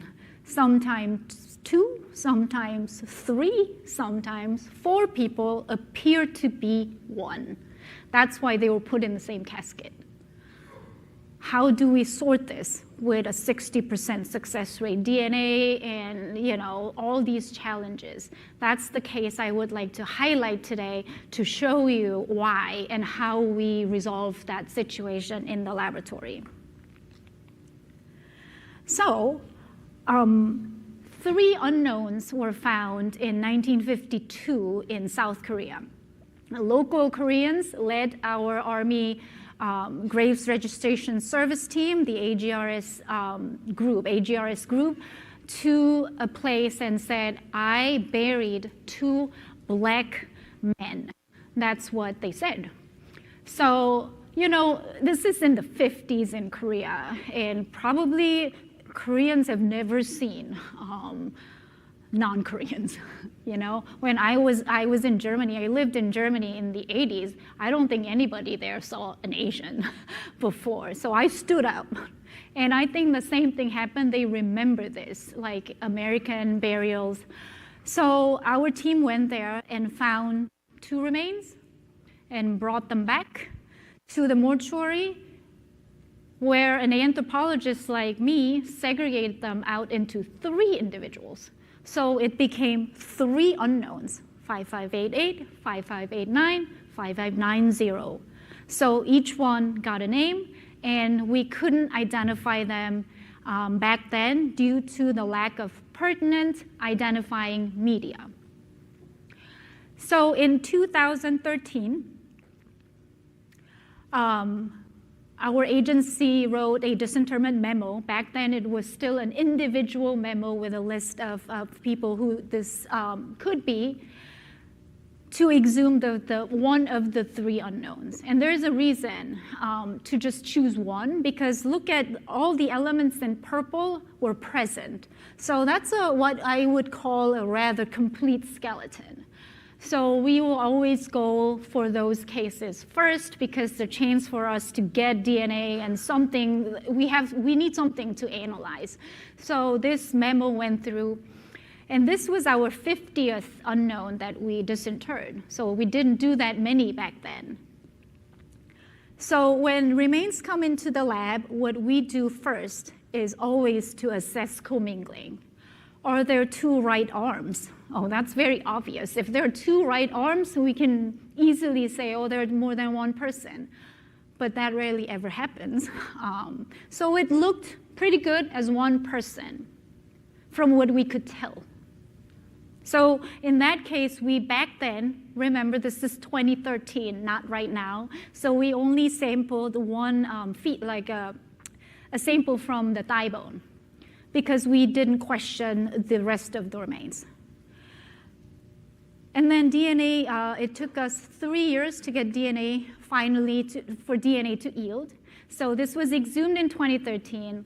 DNA results came back in 2016, matching many people missing from the Korean War. You may wonder, how can DNA match many people? Because the type of DNA we used back then, and we still use it, is not individual specific. So whoever has the same mother will have same mitochondrial DNA. So my sister and I, we share the same mitochondrial DNA. So if we get a DNA that's that DNA, it can't tell me whether it's me or my sister. So that's why, like many generations ago, like all these guys shared ancestry maternally. So in that case, they all shows up as a match. We only have one person, but we also had that historical witness statement of where the remains were found, and the witness said they were POWs who were killed in November 1950. So that gave us a clue, okay, and that's that. And then they said they buried African Americans, so that's another clue to add. So we had a good short list of who we think this is. So back then, we started a new thing called the chest radiograph comparison. So it's a really fascinating method that I am not certified to do because I cannot see x-rays. It doesn't make sense to me, but we have a really smart people in the laboratory who can see the clavicles.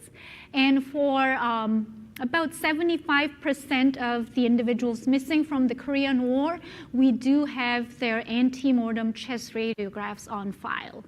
They had to take an x-ray due to tuberculosis concern.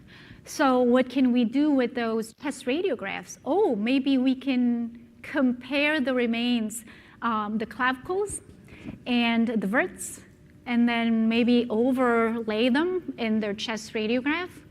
So that's a very innovative method that our laboratory spent over 5 years to develop and to have it be accepted in the larger forensic science community. So we submitted the name to the chest radiograph analyst. Oh, can you compare the clavicles and the vertebrae to the x-ray of this person who we think it is? And you know, I'm not certified again to do this, but when you look at the top image, those are the remains in the laboratory. The bottom image is the antemortem chest radiograph of the person who we thought this belonged to. Can you, like right there, the clavicles, and then these are the clavicles, like the clavicles and the clavicles. Do they look the same? Maybe, I don't know. But when you look at them carefully, like the top image looks very straight. The clavicles are very straight. when you look at the x-ray, they are very curved, right? So this is a really simple, oversimplified way for me to explain this to you. But our chest radiograph team says it's not him. Like, we were like, what? Like, it has to be him. It's not him. So back then, we were developing this method. So we were like, we gave it to all different analysts, and they all said it's not him.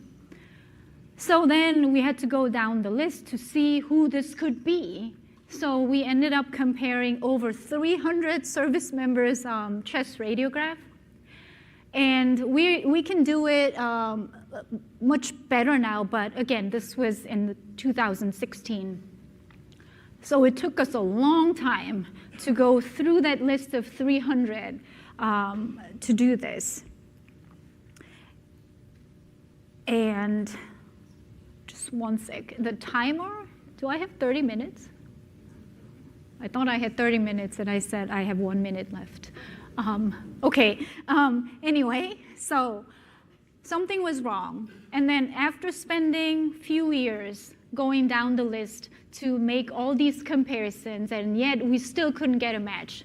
At that point, we said, like, let's rethink this whole thing. We need to, let's go back to the historical records and see what else we can find. So that's when, you remember in one of the first slides, I said 3 unknowns were found together. And when you read the recovery records of how they were found, we found something interesting. It said 2 remains were found side by side, partially covered in rocks and soil. And another remain was found about 20 feet down slope. So when I read that, like, oh, this is interesting. And then those were brought into the morgue back then as 2 people, which turned out to be 3 people. So that is when I'm like, oh, maybe the other 2 unknowns need to come out of the ground for us to look at all 3 unknowns together. Maybe there was some commingling that happened either during the recovery or at the morgue. So I looked up the other 2 unknowns. At that point, we already had for all 652. So I checked where those 2 unknowns were scheduled to come out, and they were slated in phase 7. So I'm like, we need to get these remains out faster so we can identify the first one or all 3. So we pushed it up to phase 4, and we received the remains in 2022. So at that point, already 9 years have passed since the first unknown came out. So I assigned it to our analyst, and she noticed something very interesting. So when you look at the purple skeleton, you see a little bone up there, right? That is your right clavicle. And when she first did the analysis, she said something is a little strange because the right clavicle of the purple individual had a very clear high velocity projectile fracture right there. But the ribs were clean for the first purple unknown. So if someone gets hit right there, but only there, and nothing else broke, it could happen, but it's less likely. But when you look at the third unknown in green and you see the photographs of his ribs, you can see the right side, you see all those fractures continuing. So that's when we realize, oh, wait a minute, the purple clavicle, the purple right clavicle may actually go with the green right ribs because the fracture, so it had nothing to do with DNA. And I was so proud of my analyst when she showed me all these. And then she also said, the second individual, the red individual, looks much older than the other 2, solely based on skeletal analysis. And the red head does not look that old. We can use dental to see how old that person was, something doesn't match. That red head may not belong to the red body. So she had like whole hypothesis and like moving things. But that's when we also discovered in the X file, it actually mentioned in passing at the morgue, we swapped some elements. And again, not to criticize them. It's always easy to criticize looking back, but they did their best under the circumstances during the war with all the technology they had. So we were like, oh, and that this whole situation turns out to be a lot more common in a lot of punch bowl cases. And so now, every time, even before the remains come out, our team is ready. We already read who swapped what, when, why. But they don't always document all the swaps, so we always have to be extra careful. So we did all that sorting, and then the DNA and isotope results confirmed that these are the correct individuals. So purple, green, and the second individual now has elements from all 3 different unknowns. And individual 3 lost his head. So his head moved to the other person. But it took us a very long time to get here. Not because we didn't work hard. We actually, I was very proud of my team to investigate this and never gave up. And one thing to add is we also use what's called the isotope analysis, and that is, I'm not certified in isotope analysis either, but it shows you what you ate and the type of water you drank. Isn't that amazing? Just by looking at your bones, they can tell you that. So we did a lot of isotope sampling to sort commingling. Like one person, like my isotope signature will look pretty much the same across my arm and my leg, but it may look different from yours. So we used additional evidence to sort these out. Isotope is faster and cheaper than DNA, and so we are very selective when it comes to DNA sampling. So this is how we sorted everything out. And the question is, who is this purple individual that we exhumed in 2013? You remember his clavicle excluded him. Now he received new clavicles from the green individual, which was a perfect match to who we thought it was in 2013. So you see the chest radiograph, that's actually a real case for this individual. And it lines up perfectly. The top is his antemortem radiograph. The bottom are the clavicles we had in the laboratory. So individual 1 was identified a couple months ago. Individual 2, we're still figuring out. Individual 3 actually turned out to be a South Korean soldier who fought alongside us, and he was included in the repatriation of the remains that Mr. McKay mentioned that happened in June.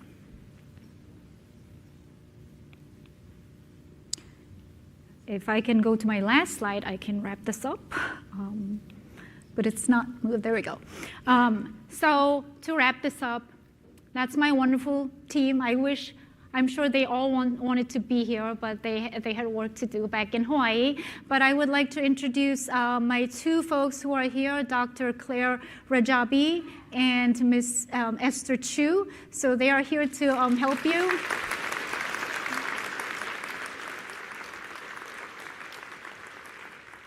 Answer any questions. They know what's going on in the project. I'm just the pretty face out here. I don't know about pretty, but I'm the face.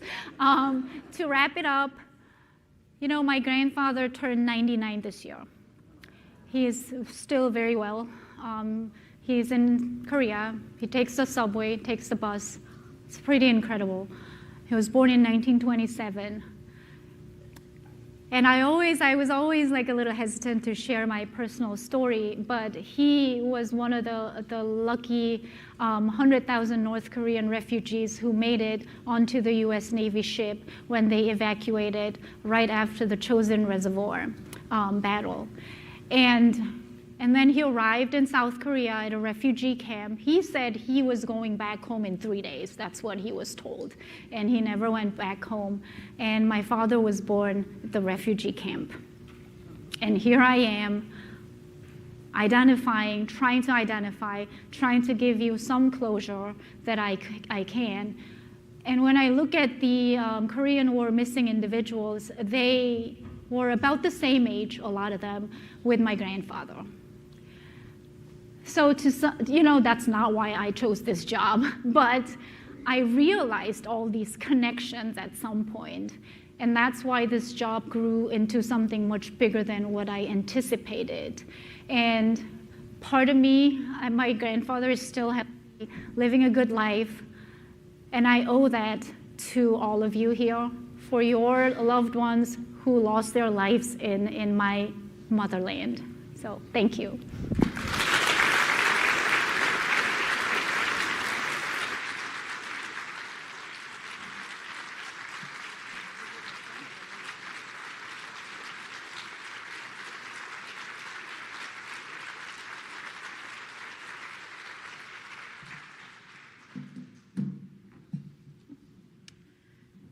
Thank you, Jenny. Thank you, Jenny. That was an excellent presentation. So continuing on the theme of the sciences, next we have a panel to talk about the scientific advances. To lead that discussion is another gentleman that probably needs very little introduction to most of you. Dr. Tom Holland was the scientific director at SILHI, then at JPAC, and then the first scientific director at DPAA before he moved over to start our Partnerships and Innovations Directorate. He retired from federal service in 2021, and he took a job with Middle Tennessee State University. There he is the director for the Forensic Institute for Research and Education. He's also a professor there at the university. He's also a lawyer, and in his spare time, he's the author of 6 forensic mystery novels. He'll introduce his panel. Dr. Holland.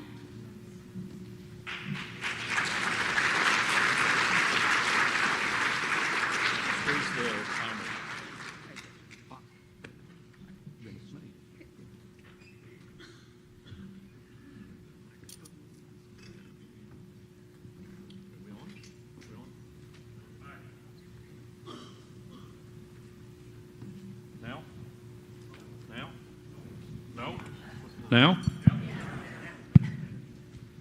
Well, I'm Tom Holland, and I'll let these folks introduce themselves. I would like to say I don't know whether this is an honor or not. I mean, certainly it's an honor in some respects, but it's also sobering because I knew both of these characters when they were fresh out of graduate school, and so coming back here makes me feel really, really old. Deb Zinni, who I had the honor of hiring twice, and Mike Fasano, who I've known since '95 or something when you started at AFTA. I'll let you all introduce yourselves. So my name is Mike Fasano. I am the laboratory support manager for the Armed Forces DNA Identification Laboratory. I've been with that organization since 1995. I started as a technician and worked my way up through as a DNA analyst and supervisor, and now I am in charge of making sure that the laboratory and its staff has everything that we need to make your identifications and to do all the science that helps to bring your loved ones home. Good afternoon, everyone. I am Debbie Zinni. I am the laboratory director in Hawaii. As Tom mentioned, I'm what we call a boomerang, so I've been through the laboratory twice. I started in 2005, took a 2-year hiatus, and then came back in 2011. I started out doing the Korean War Disinterment Project, and I think we'll probably get into that a little bit more as we go on, so I'll just stop there. All right. I have some softball questions, and I've got a hardball question, so I'll let you decide which do you want first. So let's go with the hardball question. Well, good, because that's we're going to get that anyhow. Okay. Just for some of you who have been coming to this for a while, back In 2014, the whole issue came under some criticism. Some of it was justified. Some of it, I think, definitely was not justified. But we were accused of doing antiquated science back in 2014. And that was picked up by what in my perception, an opportunistic press and some opportunistic senators. And at the time, we were told the guidance from DOD was don't respond. Don't respond. Just keep your head down, do your work, don't respond. I didn't think that was a good strategy at the time, but it's what it was. Here we are 12 years later, and a couple months ago, an article came out in the Military Times that quotes a prominent forensic DNA scientist who says that the Pentagon still relies too heavily on slower forensic methods such as skeletal analysis, those damn anthropologists. And he says that the DOD ought to use DNA to drive the identifications, and they ought to use nuclear DNA, and they ought to use forensic genealogy similar to what police forces use to crack cold cases. So in the words of this prominent forensic DNA scientist, the laboratories are still using antiquated science. So my question, and I'll start with Mike, is, are you guys really on your ass? So as I mentioned, I've been at the lab for a while, and that is not the full story at all, as you can imagine. So when I got there in '95, we, and to end that thought, we are using cutting-edge technology. We are the best in the world at what we do. We are the best at getting DNA out of the worst samples, period. And we have developed all of that for you all and for bringing your loved ones home. That's what we do, and we've done it all these years since the lab was created in '92. And so I showed up a couple of years after the lab started, and at that time we were using DNA that is, as Dr. Jin gave you a little bit, she gave you a little bit of DNA information in her talk, which is great. It sets me up for my talk. So we predominantly rely on, and at the time relied on mitochondrial DNA, and that's a DNA that is passed on through the mother's bloodline. If you remember your intro to biology and your biology from high school, the mitochondria are the organelles in the cell that create the energy of the cell. And of course, your cell needs a lot of energy, right? So there's a lot of mitochondrial DNA in your cells. And then your cells have a nucleus, and it's nuclear DNA, which is passed on from your, that's your mother and your father, but there's only one copy of that in each cell. So we knew at the time that the best DNA to go for was going to be the mitochondrial DNA, because that's the DNA that persists the most, and there was the most of it in the samples. And that is, when we started doing it, we had enough there, and the technology was decent enough where we could get a pretty decent length of that DNA. Well, a couple of years into it, so 95, so in about 1999, between 95 and 99, our rates were starting to go down, and we couldn't figure out exactly what was going on, but we know the DNA degrades, and the DNA starts to break up and get smaller and smaller pieces over time as it is getting older. And so we developed a new process in 1999 where we took that long piece of DNA, and it was actually, that long piece was in two different, we split it in half, and we can do it at that point. But then we had to develop a new technology to identify and break that piece into 4 pieces, and then those 4 pieces became 8 pieces. So we're still looking at this length of DNA, but it's getting smaller and smaller, and it's getting harder to get to it.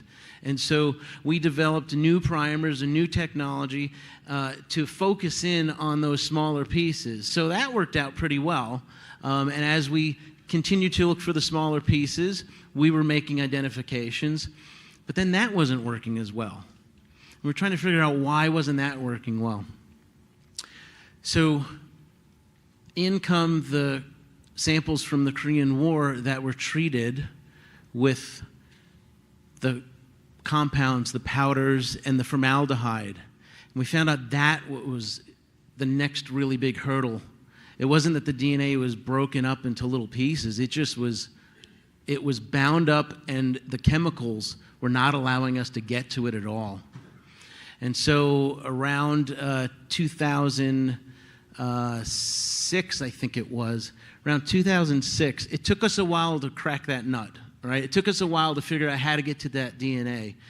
And what we did is we were able to start taking the bone, and we figured out a way to mineralize the bone and start to, our typical process is we get remains, we get a bone fragment from the DPAA laboratory. They don't send us the whole skeleton or anything. They send us just a small piece. We get the DNA out of that piece, but we couldn't get enough DNA out of it because of the chemicals.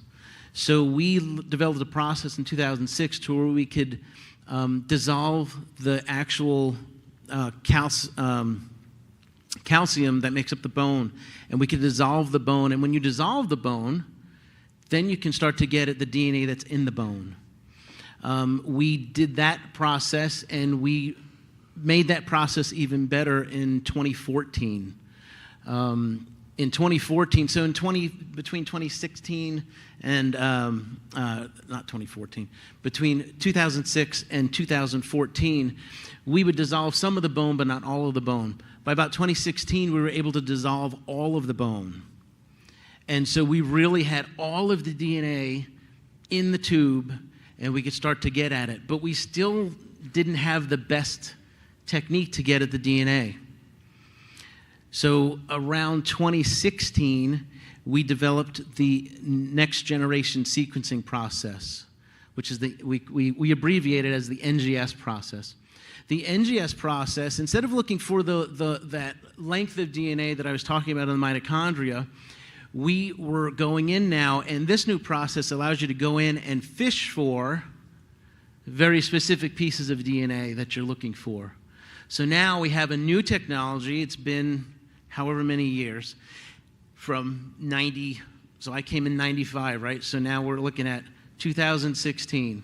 And now we're able to really go in and look for very specific small pieces of DNA in that mitochondria and start to fish them out and start to make identifications. And that's when we started making identifications on the Korean War stuff, like exponentially. Because we're finally able to get to the DNA and finally able to get those little pieces. The thing that amazes me, being in this field, I'm not a research scientist. I'm a hands-on, in the lab, do the thing kind of guy. I don't understand all the research that goes into it. But there are some brilliant people that work in my laboratory. And there are brilliant people that worked on these specific issues and these specific concerns for many years. When you look at the timeline, we worked over a decade to figure out how to get the DNA out of those samples. It just amazes me. It boggles my mind. But we've done it, and they've figured it out, and it's just amazing. So we got that, and we got NGS, and that was working pretty good, but that's still relying on the mitochondrial DNA, and we haven't talked about the nuclear DNA. Well, lo and behold, in 2025, so just last year, we figured out how to implement a new technology where we are now getting DNA from the nuclear DNA. We're now able to sequence the nuclear DNA. So we have gone from big piece and looking at big pieces down to looking at individual single nucleotide polymorphisms, which is looking at one chemical base of the DNA strand in the nuclear stuff. And so now... Which is 3 billion base pairs long. Exactly, which is many, many, many bases long. It's huge. And I told you science, but not math. 3.3. Not math. You need to come to MTSU and I'll teach you. But now we have technology called, it's the SNP technology, SNP. So that's the abbreviation. I told you what it was, but SNPs, which is what Dr. Edson's going to talk to you about after we are finished. And she'll tell you all about the new technology of SNPs.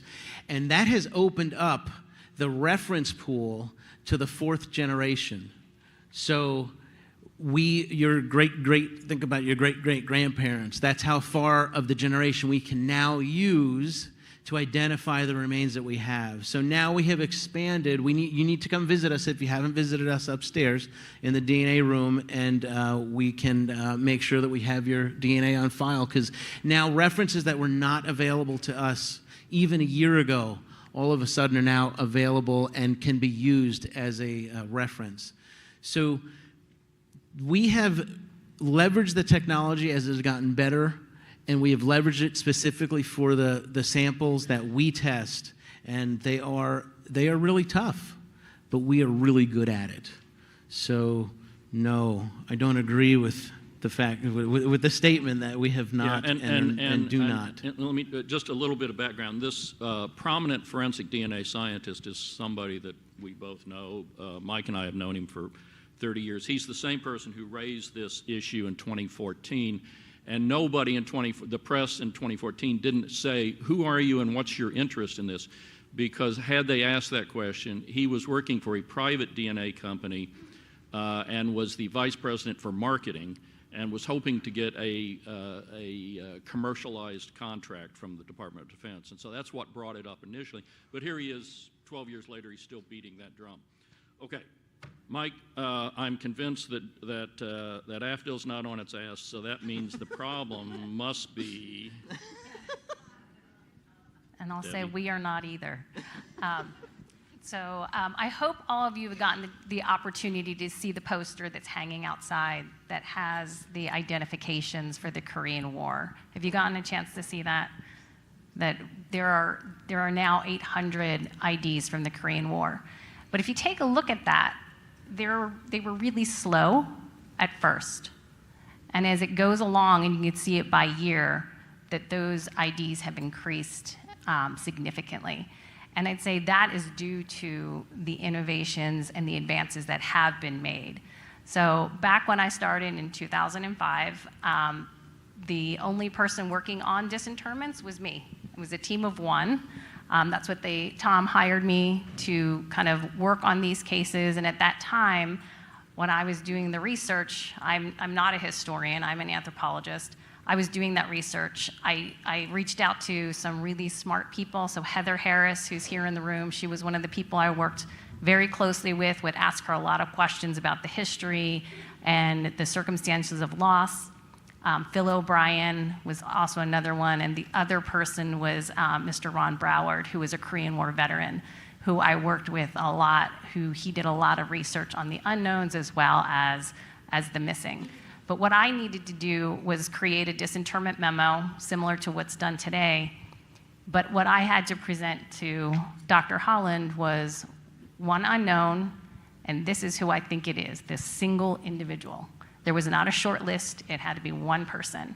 So that took a lot of time to get down to that one person. So it was very slow. Plus it was a team of one. And that was DOD policy. That came down to Correct. us. That wasn't our desire. But as time went on, I think there were a lot of advances that were made. One of the big things that happened was around about 2 years after that, the Joint Chiefs of Staff approved funding to get rapid FRS collection. So the FRS, as Dr. Jin mentioned, for the Korean War, we have about 92% of the FRSs that we need, which is fantastic. Because if we have a result that's coming from the remains, but we don't have anything to compare it to, that's not going to help us. So thank you very much for contributing your DNA. And I would suggest if you haven't, or if you have questions, if we have the right type of DNA for your loved one, please visit their booth that is upstairs.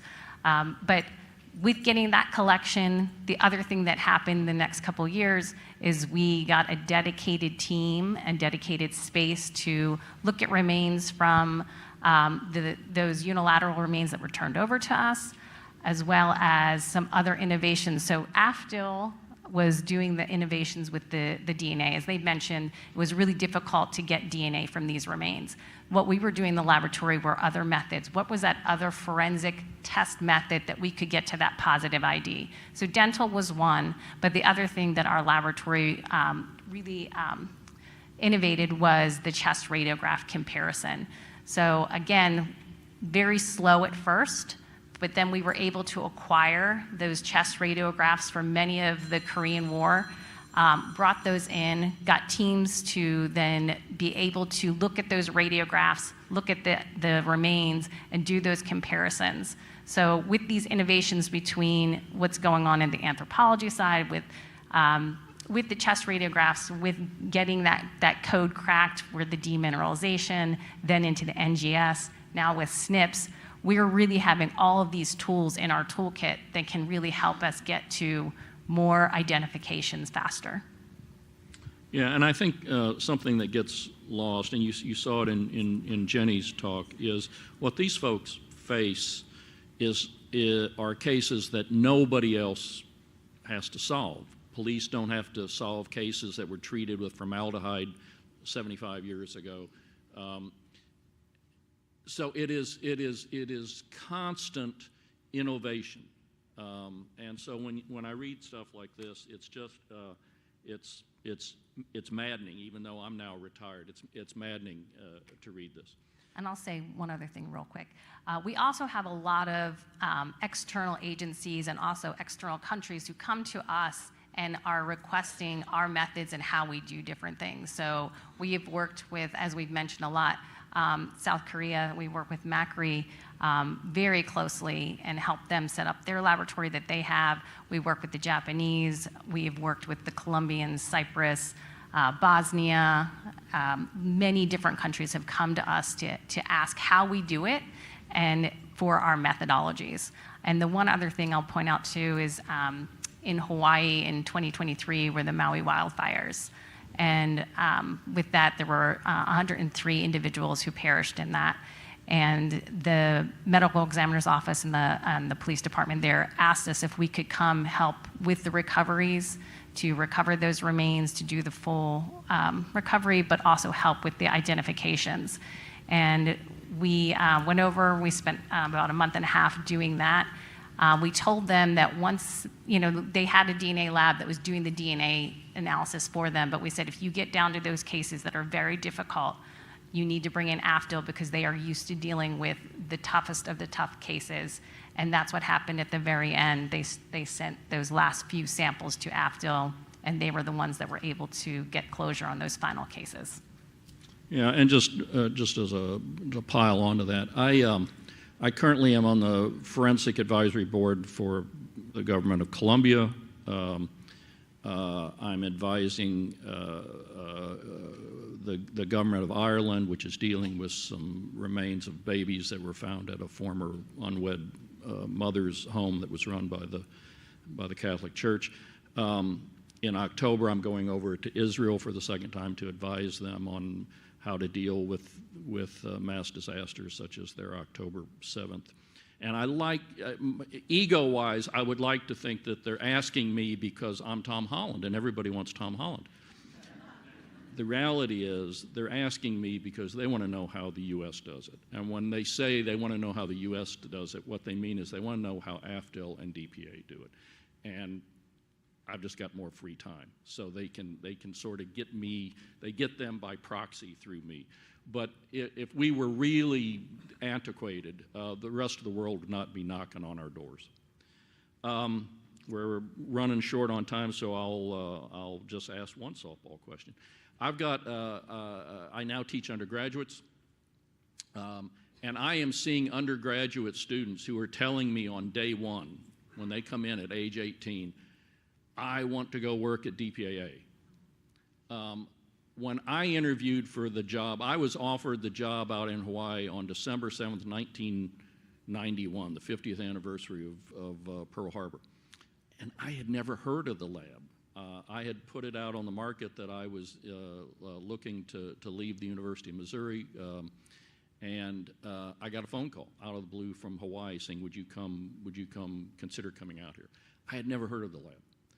Now I see 18-year-olds who want to make this their career choice. I know both of these people. I've known both these people a long time, and I can guarantee you that when they were 18 years old, their life goal was not to work this mission. So I will ask you, and we'll start with Debbie, how did you get here, and why are you still here? You are correct. It was not my life goal to work this mission. I did know about it. And why did you come back after you escaped? Why did you? How did you? Back when and I feel very old saying this too, back when I was in school, there were really only 2 universities that taught forensic anthropology. It was the University of Tennessee, Go Vols, and the University of Florida, that other SEC school. When I graduated, I had 2 job offers. One was to go to the laboratory in Hawaii, and another one was to go to a very prominent laboratory in Germany to do research. And I really debated both of these things, and I chose to go out to Hawaii because I wanted to I thought, I would learn more. I would learn from the best of what was out there. And that's why I chose Hawaii over going to Germany. And when I got out to Hawaii, it was, I told my mom, I'm only going to be there about 5 years, because she was very concerned. I grew up on the East Coast. She said, Hawaii is very far. You're going to go to Hawaii, you're going to fall in love, you're never going to come back. And I said, Mom, you're crazy. I'm going to be there for 5 years, which we are both kind of correct. I did fall in love out in Hawaii. My husband is now retired Army officer. You'll hear from him tomorrow. But he was working the mission as well. So we did meet out there, and he was going to deploy to Iraq. And at that time, I thought I probably wanted to be closer to family. So that's why I left. So I did stay under the 5 years, so I was true to my word. But was very glad to have the opportunity to come back. And my husband was assigned to the 25th ID in Hawaii. And so I reached out to Tom and said, would it be possible for me to come back? Because I really loved the mission and I wanted to get back to it. And it's really humbling to be able to serve families who your loved ones have served us.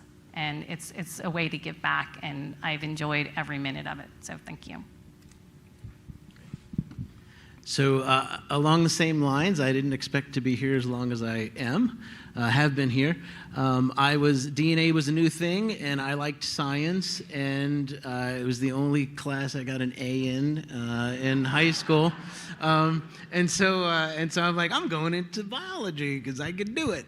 And DNA was the thing to do. And I already said I don't like to do research, so I didn't want to do research.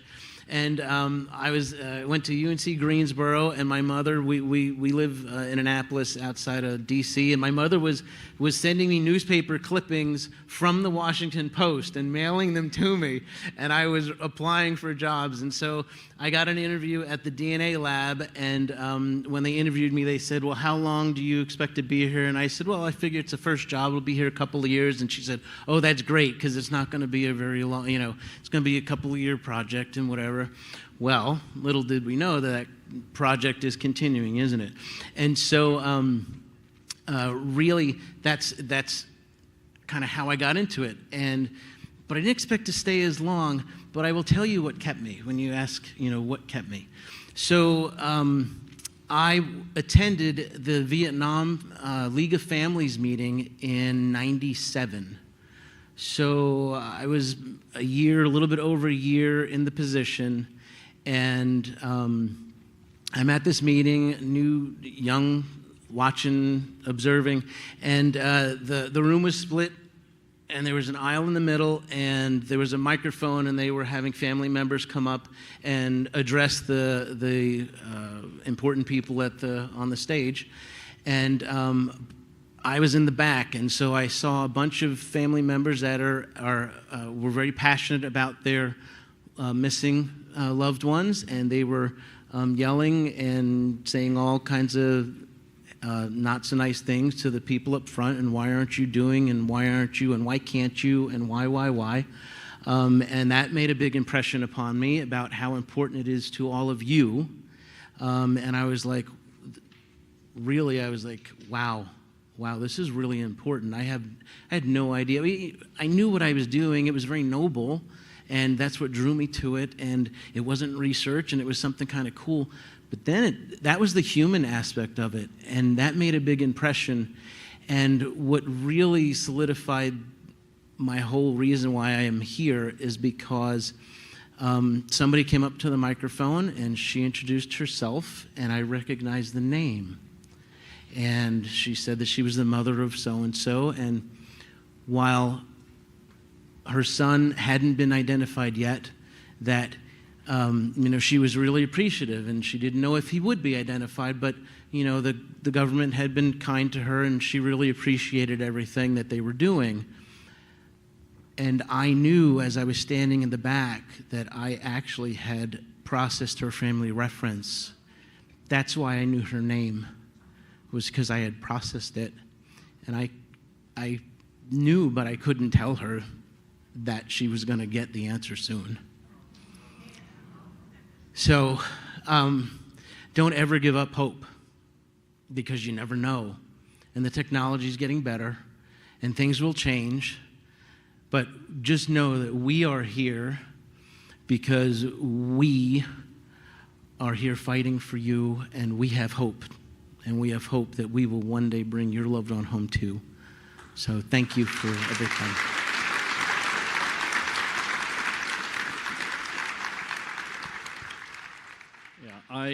I went to Hawaii expecting to be there 3 years, and for me it turned into 30 years. And actually I'm still coming back, so 35 years. I will end this with one. Debbie said there were only 2 labs, Tennessee and Florida, that were really producing forensic anthropologists. That's how the field has progressed. And so we had a lot of Tennessee. I got so tired of hearing Rocky Top. There were we had a lot of Tennessee folks. Now I'm teaching at Middle Tennessee, which is the better of the 2 universities in the state. But I used to have to listen to these debates in the lab about which lab was best, and Florida or Tennessee, and I'd let it go as long as I could, and then I'd say, folks, time out. You got to understand, not everybody was fortunate enough to get to go to Tennessee or Florida. Some of us had to go to the University of Missouri to learn to be the boss of all you sons of bitches who went to Tennessee and Florida. And that would shut them up for about 10 minutes. So with that, thank you both.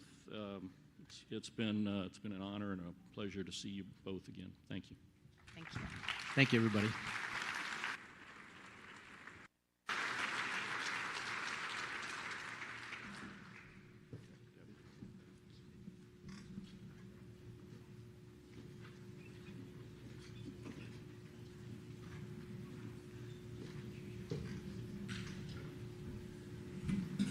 So we're going to keep on the theme of science.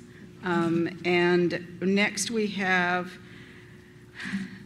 Dr. Suni Edson from the Armed Forces DNA Identification Laboratory, and she's going to talk a little bit more detail about some of the advances that you've heard Jenny talk about, and then you just heard this panel talk about. So Dr. Edson?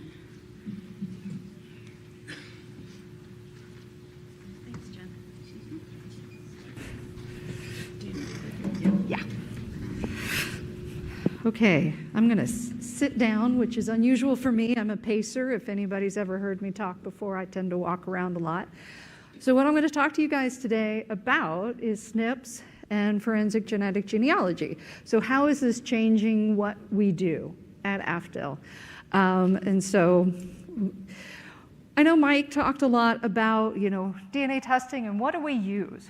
Well, we have a number of different things online, and we try to do everything we can in service of you.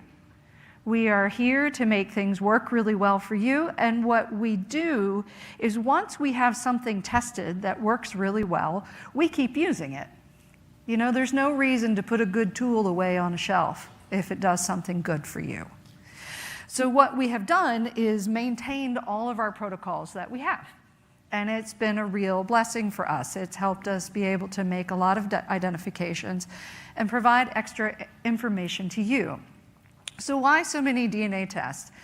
I like food, clearly, so I use food analogies in everything I do. So if you look at this, rotini will represent autosomal DNA. So when you watch a crime show and somebody's talking about DNA testing of human remains or fresh samples, they're typically talking about DNA that looks whole. It looks like a solid piece. And all of that pink glitter, which my office mates hate me for, that's mitochondrial DNA. But after 50 to 80 years, your rotini are all crushed into little pieces. You don't have nice whole pieces of pasta anymore. They're all smushied. And so the protocols that we're developing are designed to go in and pick out those pieces that are still there. It helps us get more information. And then we also have systems that go in and pluck out the pink, the glitter, the mitochondrial DNA, because not only do we have damaged DNA, but we also have bacteria. And we have stuff that's been in the soil that makes it harder and harder to get the DNA out. So what we're doing is developing protocols that will go in and fish out all of those little pieces, like Mike was saying. So as he brought up, we said we do new technologies. In 2016, we started using next generation sequencing. It still looks at mitochondrial DNA, as Mike was saying. And why? Well, because it's there. You look at that picture with all of that glitter on top of it, and you can still see bits of pink in there. We can still fish it out. And plus, it's a really good sorting tool. But also, we had been asking all of you to give us samples for mitochondrial DNA references. So our whole database is built on mitochondrial DNA references. And two, our samples have really poor quality DNA. So this was a study done with another laboratory. The samples in purple are our samples, our Korean War samples, but the samples in green are samples that are 40,000 years old. So our samples that we're getting from the Korean War and from the Punch Bowl tend to be of just as bad quality as archaeological samples that were recovered 40,000 years ago. So NGS has been a great boon for us. In FY 2025, we put out 131 BTBs NGS data summaries per month. Now we do about 200 a month. And that is helping us find more answers for you. These are punch bowl cases. These are samples that have been treated with chemicals, and it really has been a big change for us. But so what was the next protocol? And people have referred to it as SNPs. I've heard people here referring to it as SNAPs, which I actually really like. SNAPs makes it sound more exciting. But so what is it? What the heck is a SNP? I mean, we keep talking about it, or a SNAP. As Mike said, it is a single change in your DNA. As Tom said, there's 3 billion DNA bases. We're looking for those bases. We have a panel that was developed at our office that searches for 95,000 of those individual pieces. And so they're trying to go through all of that crushed rotini and find 95,000 of those. And for us, success does not mean we have to get all 95,000 of them. It means that we have to get around 4,000 of them. That will give us enough information to give us an identification and supporting data to DPAA. And it already works in the same way that we do NGS. So it's the same exact protocol, just NGS goes this way, SNPs go this way, and then it still provides us with information in both ways. We can do one protocol and get all of that information. So it's a huge time saver for us. It just happens to be a little bit more expensive for what we'd like to do. So what does it do for us? It helps us solve cases that we previously thought might not be identifiable. But it gives us a huge pool of references. It makes a lot of references available to us that might not have been a valid reference before. But one thing to say, if you have already submitted a reference to us, you don't have to come give us another one. We can still use your DNA swabs or your blood profiles that we've had online before. So to demonstrate this, when you talk about STR analysis or short tandem repeat analysis and modern cases and modern crime scenes, your references that you need are the people there in the orange. Those are the best references. So it's brothers, sisters, mothers, children. When you do mitochondrial DNA, that's everybody in the green. So that's everybody on the maternal side of the family, males and females. Any of those people are valid references. For YSTR analysis, it is only males on the male side of the line. And so we use that technology too, but both of them expanded. When we use SNPs, all of these people are valid references. So this has really helped us expand the pool. Where we had people where you might have had distant cousins, now we can use those people for references. And now if we add in everything, we have a huge pool of DNA references. So if you have been previously told that you are not a valid reference, please come by and stop and see us, because we might be able to use your DNA to identify somebody. We'd love to talk to you. Anyway, if you have questions, we'll be around all day tomorrow. But since January 2025, we have been testing samples and SNPs. We've done a little over 500 samples. I failed to update this slide since I first made it, and we're about at a 95% success rate. So it gives us a huge amount of information. So our first SNP case was a World War II case that sat on the shelf for about 5 years, which is not a long time, but it's 5 years since the time we had it processing, and we knew it was one of 4 individuals. Anthropologically, they couldn't be separated. They were basically the same height, same age, same circumstances of loss, did not know we knew who they might be, and we had references for all of them.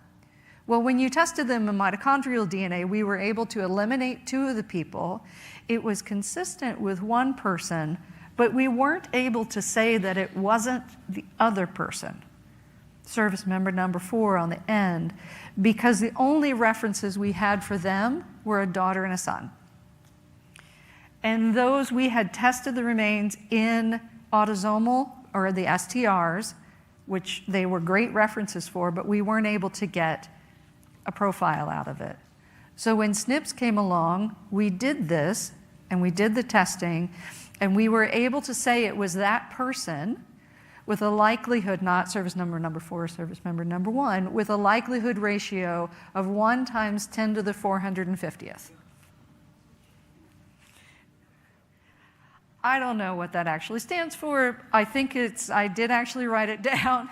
I'm a scientist, I have no idea. It was a synovum quadragata, I don't know. But that's really 450 zeros on that screen. And what does that mean? That is larger than the population of the planet ever, the human population. So it's probably him.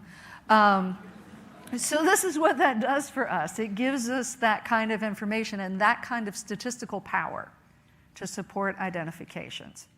So one of the things too, that SNPs are actually really commonly used in forensic genetic genealogy. Has anybody in here done an ancestry test? Right, so they're looking at SNPs. So what they do is they'll take your DNA profile and analyze it in a SNP profile and upload it into the database. And that is known as, for you guys, it's like investigating your ancestry, but it's also, when you use it to identify missing people or crime scenes, is forensic investigative genetic genealogy, or FIG. So I was laughing with our cohort today of like, oh, snaps and FIG. Like, again, I'm obsessed with food. So anyway, so we have investigative genetic genealogy, and it's not an identification, but it helps us find people. And the idea here is it's not a solution for every case. It's a solution for cases where we might not have a reference. We have tried, we've searched for it. We do have sequences where we've gotten DNA from the bone and we either don't have a reference by that the family just never gave us a reference, or we just might not know who they are. And so what it does is it gives us another avenue for identification. So we're in the midst of developing a protocol for FIG at AFTL. We have 2 people who have taken a graduate level certification course in FIG, myself included, and Ms. Julie Demarest, who many of you might have met. She is the head of our FRS section, and she's upstairs right now. And so what we also need to do, like once we come up with a lead, we still have to confirm the identity through anthropology. And all of the other things that go along with it. So odontology, anthropology, and we only have 2 databases that allow us to search them. And it costs about $1,000 to upload every single time. So we're working on it. It's a practice. And what I'm going to show you is a little bit of more information about FIG and what goes into it when you have like ancestry.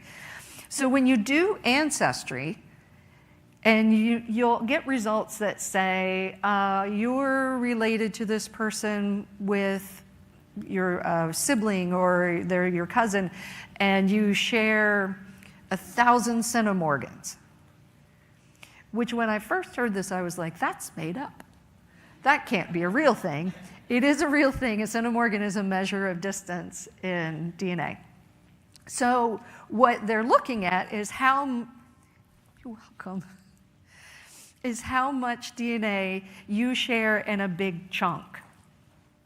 Like so that chunk, this big piece of green right here, that would be measured.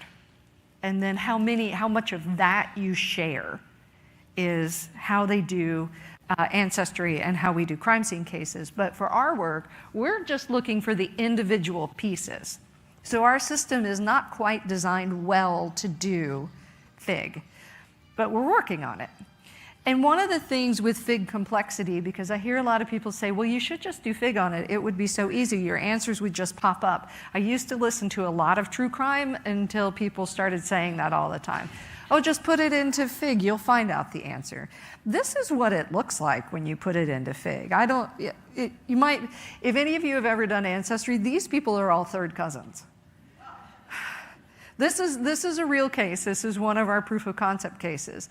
So it's not like I have to just figure out who my missing service member is. We also have to figure out who all these other people are and how they're related to our missing person and how they're related to each other and trace it back.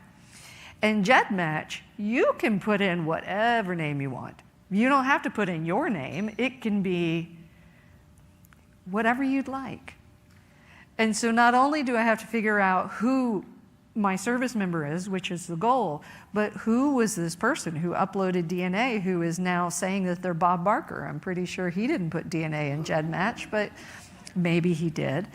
And so what you guys should be reassured by, if you give us your sample, we're not uploading your sample into GEDmatch. We're uploading the DNA that we've recovered from the remains. So your samples are staying at AFTL and they're not leaving. The DNA that we put into the databases is DNA from the remains. And that's trying to solve a puzzle for us. So I'm just going to show you our proof of concept case. This is our real case. And so it is a World War II case. We were able to upload it into GEDmatch and do this study. This person on the top is a first cousin twice removed or a half-second cousin. And so that's a good match for us. That's fairly close because the loss was 80 years ago. And so to have someone living now who is a cousin is great. But to find out who that person was and then to group them together is then you're finding the trees back. So these two people on the top are related to each other. They're first cousins to each other, and they're cousins to the service member. So what you have to do in FIG is to be able to figure out who those two people are, how they're related to each other, and sometimes that's really straightforward. Sometimes it's easy to figure out. In this particular instance, we had a number of complexities. For person number one, there was a woman listed on all of her social media posts as her mother. And the more we dug into it, it turns out she wasn't her mother, she was her foster mother. And so we had built back all of these trees on that foster mother side to see if we could find out who she was, and it turns out that very interesting family, she wasn't biologically related to our person number one. Once we figured out who her biological mother was, then we started building back additional trees. And like I said, this is kind of a simplified printout of it, but you're moving everything together. But why are these two people not showing any overlap? They were first cousins to each other. They should have an overlap between each other. And what we found was that there is, but they don't know it. So the person in pink and the person in blue had a relationship and had a child that he is not listed as the father of. And it was an incidental find in our research that we found out that this non-parental event occurred. And if you guys do genealogy work, that's what they call it, a non-parental event, which I'm like, okay. But so they had a relationship with each other, and that's how they tied together. And it's weirdly just a newspaper article that showed that these two people knew each other and had a picture of them together. So once we built it out, we were able to find the relationship, find the family. We had these two individuals, and then this one here. Those two young men went to war. One of them came home and one did not. And with additional testing a few weeks ago, we were able to confirm that it is indeed the person here that's highlighted on the end. And so that's been very positive for us. We do see it as an excellent tool. We are working very hard to expand it and make it more viable for us. It is just another tool for us in our toolkit. We have so many different things we can use for you. This is an additional tool to make it happen. And that's what we're trying to do. So what's the future for us? We are expanding the use of SNPs. We're continuing to use FIG as a tool, and we are always looking for new technologies to help all of you. And so if you have any other questions, please feel free to come upstairs and stop by the table. We have a lot of information for you. You can come and ask questions. I'll also be here for the question and answer period. And just because I have a little bit of time, shorter than I meant to be, I just wanted to thank all of you for being here. You know, you're the reasons that we do this work, is to be here and help you. Like Tom and Mike and Debbie, you know, I came into this as an accident, just straight out of graduate school, and came here and became an analyst, and I have been with the mission 28 years. And this is honestly my life's work, and I'm very proud to have served all of you and been part of your lives. So I just want to thank you.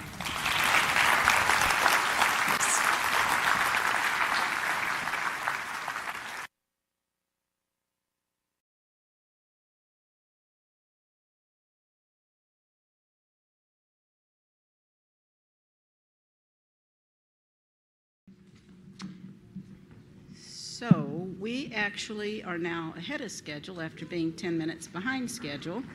And unfortunately, Mr. McKeag is not back yet, so we cannot start the Q&A. So to tap dance a little bit, and we actually had to cut the remembrance ceremony short. So I'd like to take about 10 minutes if you guys are interested in continuing with the remembrance ceremony. If there's anyone who would like to tell their story, if you could raise your hand. We have some microphones, and we will get someone to bring a microphone to you. Sergeant Granger, do you have a microphone? Gentleman in the back next to you, please.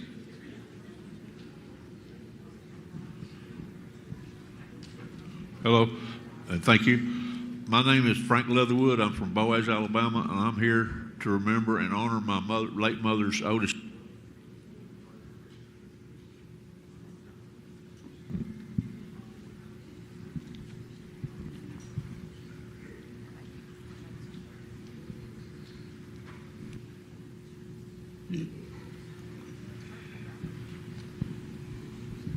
Yes, Sergeant Richard Paul Nelson. He was in 1st Squad, 3rd Platoon, Able Company, 1st Battalion, 32nd Infantry Regiment, 7th Infantry Division. And he was a Browning automatic rifleman. And I have an eyewitness account says that on December the 1st, he was killed, his body not recovered, and he was firing up some Chinese attacking, and they dropped some napalm short, so that's possibly what killed him. And I just want to remember him. Thank you, sir.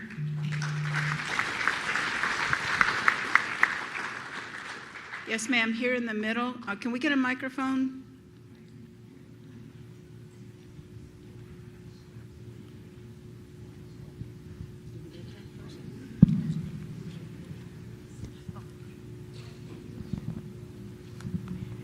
I would like to read mine so it's not off the top of my head. Hello, everyone. We're back again this year. I'm Mary Liverman from Ponder, Texas. From Denton, Texas. Private Charles Edward DeWeese was our uncle. I've told my story before, and I will continue to do so every chance I get. Private DeWeese and all the brave men and women of all wars need and deserve their stories told, if only from memories of loved ones that are now getting up in age themselves. I'm the last relative that knew and remembers Private Charles DeWeese. Private Charles DeWeese was our father's younger brother. Charles was only a young boy when he watched his two brothers go off to serve in World War II, when the newspapers and radios described what the Chinese communists were doing to the Korean people. Uncle Charles enlisted in the army to serve like his older brothers. Uncle Charles had never met the people he was willing to give his life for. I remember my Uncle Charles as a big kid, kind, respectful.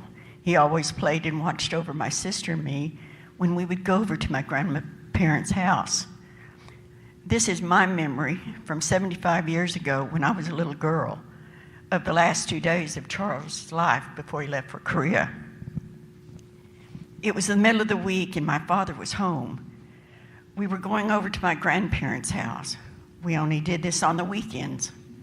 When we got there, the excitement was in the air. My mom and my grandmother started planning what to bring for a picnic at the beach. The men were huddled together across the yard talking. They looked so serious. The next morning, we all arrived at Long Beach, California. Uncle Charles and his brothers ran ahead to find the perfect spot for our picnic. My grandparents and my mother spread the blankets on the sand, and then they set the picnic baskets down. I remember how full of fried chicken my mother's basket was. Uncle Charles would run by and try to grab a piece of chicken. He was just teasing. I remember their smiles, happy smiles. Uncle Charles and his brothers played with me and my older sister until we just couldn't play anymore. We went over and laid down on the blankets beside my grandparents. That's when the brothers really began to play. They wrestled, rolling around on the sand, chased each other, grabbing at each other as they ran in and out of the surf.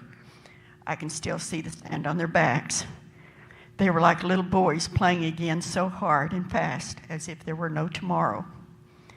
I remember looking up at my grandparents. They had such a sad look in their eyes. I didn't understand. We were at the beach having fun. We ate our lunch, then continued to play until all at once this heaviness fell over everyone. The sun began to go down, casting a shining streak across the surf. Everyone just stopped for a moment, then started folding up the blankets, packing up the cars to go home. Wow, what a day it had been. We all met the next morning at my grandparents' house. Again, I could feel the excitement in the air. Pictures were taken with Uncle Charles. Only this time he was in uniform, shoulders squared, back straight, no longer the boy that was running around with his brothers on the beach just the day before. That was Private Charles Edward DeWeese.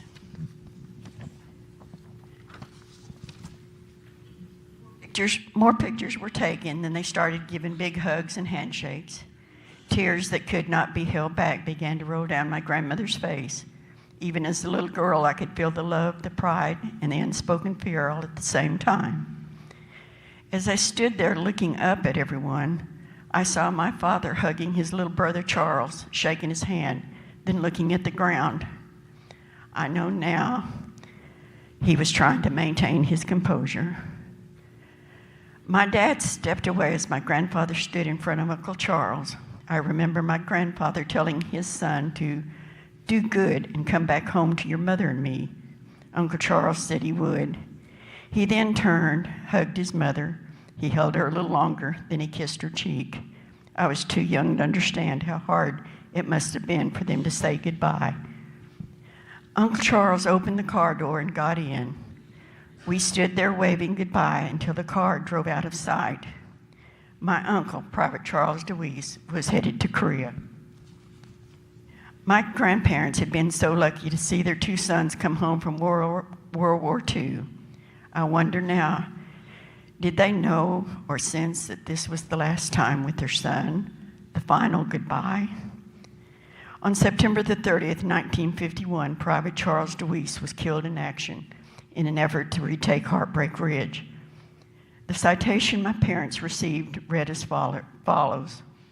Private Charles DeWeese, a member of Company C, 38th Infantry Regiment, 2nd Infantry Division, distinguished himself by gallantry in action in the vicinity of Tucson, Korea. On this date, during a reconnaissance patrol job on a strategic enemy held hill, Private DeWeese demonstrated dauntless courage before the enemy. As the patrol neared the top of the hill, they were suddenly halted by small arms and machine gun fire. Realizing the seriousness of the situation, Private DeWeese and another soldier advanced and destroyed 3 enemy bunkers while inflicting numerous casualties upon the enemy. When the patrol was forced to withdraw, they remained behind and rendered supporting fire for their comrades. Private DeWeese and the other soldier were fatally wounded by enemy fire. The gallantry in action displayed by Private DeWeese reflects upon himself and the military service. Private DeWeese received the Silver Star, the Purple Heart, and many other medals. The Korean people are so kind. They will tell you they would not be here today if not been for our loved ones' sacrifices to save them.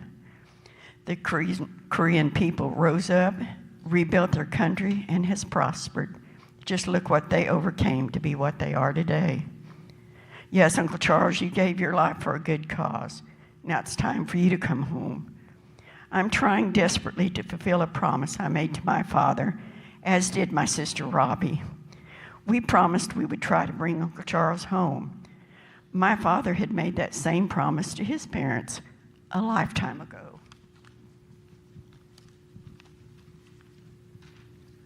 Excuse me.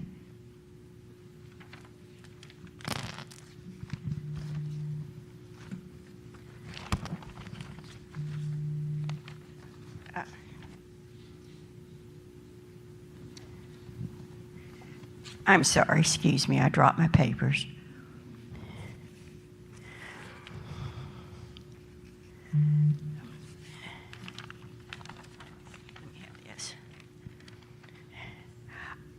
I really hope that this is the year that Uncle Charles can be found and identified, as I'm sure all of you feel the same way. I want to go to Korea with my sister Robbie. I need to touch the soil, breathe the air, and look at the mountains where so many lives were lost. I want to find closure in my heart, to know I did all I could to give peace to my father and grandparents. And if it's not possible to bring Uncle Charles home, I can tell him Robbie and I are here. He is not forgotten. To rest in peace. As I said, I'm the last living person that knew and remembered Uncle Charles. Time is precious. Thank you to DPAA, to Macri, to our military and our president. Thank you to the families here and those streaming the program at home. May God bless America and keep her safe.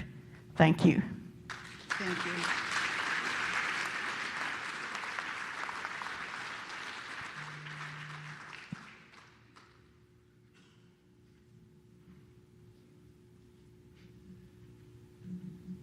Well, I stand here for my uncle Attilio Lupacini. He's Italian-American that died in Korea. He's with Baker Company, 1st Battalion, 2nd Marines. And his story is known quite well in a book called Colder Than Hell. I heard the lady talk about, being able to touch the soil and get closure. Actually, that's what I did. I've been to South Korea and took the tour there, but I made 3 trips to North Korea, and I've been there for over 3 times, so in total about a month almost. And to touch the soil and know that's where my uncle died, and it helped me quite a bit. And I just want to say that the people of North Korea are good people. It's the leadership that's so bad. And if you want to know anything about my experience or you want to know about the people, please see me. I'd be glad to talk to you about it. I've actually wrote a book about it, but I just want to say Attilio was very brave. He was one of the last to die at the Chosin Reservoir, and he saved the life of his lieutenant, who went on to rescue Fox Company as they were trying to retreat out. And because of his saving the life of the uncle, the mission was successful. So I honor him, and thank you all. Thank you, sir. I think we have time for one more. Yes, sir.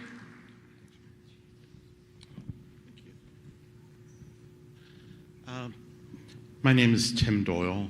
My brother Kevin and I are here for our uncle, our paternal uncle, Lawrence Austin Doyle, who was taken prisoner within the first 2 weeks of the war, and we know that he died there.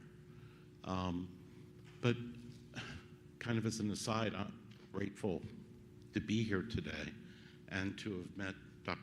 who spoke earlier today. She had mentioned that her grandfather was evacuated from Korea, from South Korea, in the evacuation at Hungnam. And my father re-enlisted to go back to Korea to look for my uncle.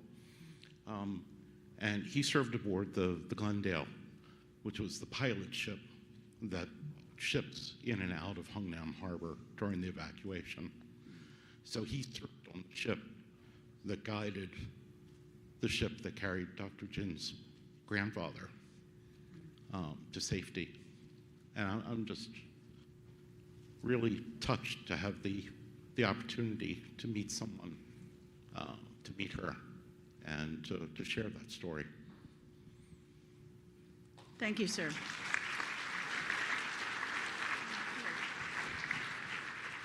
Okay, we've reached the end of the day and time for our Q&A session. So if I have one quick question though before we start that.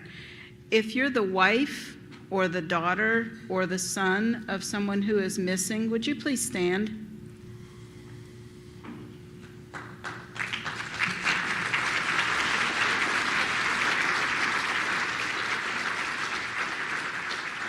Thank you. Thank you very much. I'd like all of the speakers to please come forward for the Q&A session. Just like we did with the Remembrance ceremony, if you have a question, please raise your hand. We will have someone come to you with a microphone. Please limit your questions to the presentations that were today and not case-specific.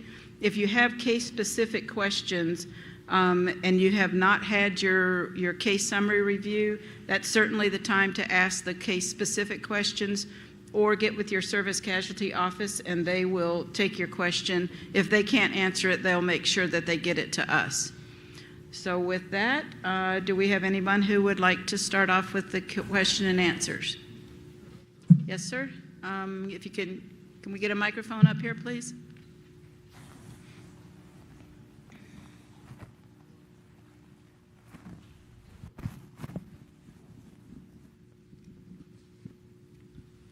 Hi, thank you very much for all your presentations. They were very interesting. Thank you. For the forensic scientists here, I'm just wondering if in your work, does AI have any presence or any future applications that may come down the pike? So Debbie or Suni or Jenny, who wants to start? Mike? AI is helping us write emails, and I will have to admit AI helped write my biography in your program, but it's not necessarily helping doing the science that I know of. I don't know. And I'll add one thing too. We can kind of pass it down the line. Some of the other things we're doing, so with like our Here, Deb. Here. We seem to be having microphone problems today.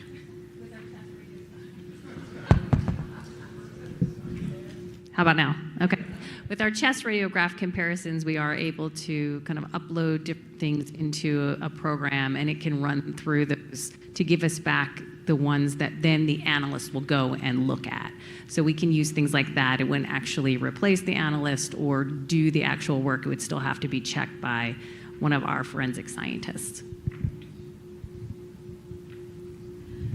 So for me, we deal with a lot of data. You know, I showed you the commingled cases and who were found together. And also those 3 unknowns were found together, but there were more unknowns processed in the morgue that day who were identified back in the 50s. So we have all that built in a database of like 50,000 rows. And with AI, we can quickly talk to AI and search what I actually want. So I was a little like, you know, oh, do I trust AI? But I'm like, wow, this is a wonderful tool. So it won't replace the analytical aspect of what we do, but it certainly helps us greatly with data management and inquiries. I mean, for us, for the DNA part, I think it'll help us when we really get into the genetic genealogy, because it'll help us do searches. And that's a way that'll help streamline the searches of the family databases and gather information. We'll still have to go back and verify that that was correct, but at least it'll gather data for us and make that process simpler. Okay. So if you can hand the microphone to Mr. McKeag. Oh, do you have another? We got more? I will hand it to you. And I was just going to say, we don't even know what AI can do at this point. It is so new. So I was making a kind of joke, although it was true. We just don't know what it's going to do in the next couple of years. So it might apply to DNA in a way we just don't have any idea. Like I was telling you, the technology is just mind-boggling. So who knows? It might be helping us in the future. So we have one question that came from online. Oh, go ahead. Sorry, everybody. Hi, everyone. I haven't spoken today, but I'm Dr. Berry, so I'm the Chief of Research for the Korean War and Cold War for the Pacific. We're using AI quite significantly with our MIAs, with the POW aspect in particular. A lot of you guys know about the MyCap roster. One of our researchers has digitized the entire MyCap roster, has done manual searches, matching up people's statements with the individuals who are missing, and then we're also doing beta tests with AI as well to see where the analyst and the AI are kind of working together. And we've had similar experiences where right now it's the analyst that is, the knowledge of the analyst is really important in being able to understand the information that the AI is giving us. Over. Okay, we have a question that came from online, and I think this is for Mr. McCagg. It's, when will DPAA call for the exhumation of the Korean War unknown soldier in the Tomb of the Unknown? Could there have been an easier question? No, sir. That's what you get paid the big bucks for. So you heard me say this morning that after the war, when remains were exchanged under Operation Glory, and again, between China, North Korea, and the United States, and basically the United Nations, 862 Americans were deemed unidentifiable at the Army laboratory in Japan. Those 862 were split, with one going to the Tomb of the Unknown and 861 being buried at the National Cemetery in Honolulu. That's the project that Jenny began her career with and is now in its 7th phase. So come November, 861 unknowns from the Korean War will either have been identified or will be in the laboratory awaiting identification. That leaves the one at Arlington National Cemetery. You all have been to the tomb. You know there's a World War II. Actually, there's 2 unknowns for World War II. There's one for Korea, and there's none from Vietnam, but that's a different story. What are we going to do? Because technology has advanced, because of our partners at AFMES, AFDIL, because the military reached out to you years ago to ask you to donate FRS, family reference samples, in the database. Suni, correct me if I'm wrong, 92% Korean War? 92% of you have donated DNA that we have on file. So, if you like to play probability games, one would argue that we have a 92% chance that that unknown, their family has donated DNA. So, when we finish the Korean War disinterment project, our plan is to petition the Department of Army, since they own Arlington National Cemetery, to make the case that there's a high probability that we can identify. Now, we're not going to do anything crazy. What we would offer to the Army is to allow us access to those sets of remains, to cut a DNA sample from, maybe we'll let the scientists decide, take that sample out, leaving the remains behind, to then send to AFMES, AFDIL, and hopefully make the identification. So that is our plan, obviously subject to Department of Army approval. More to follow.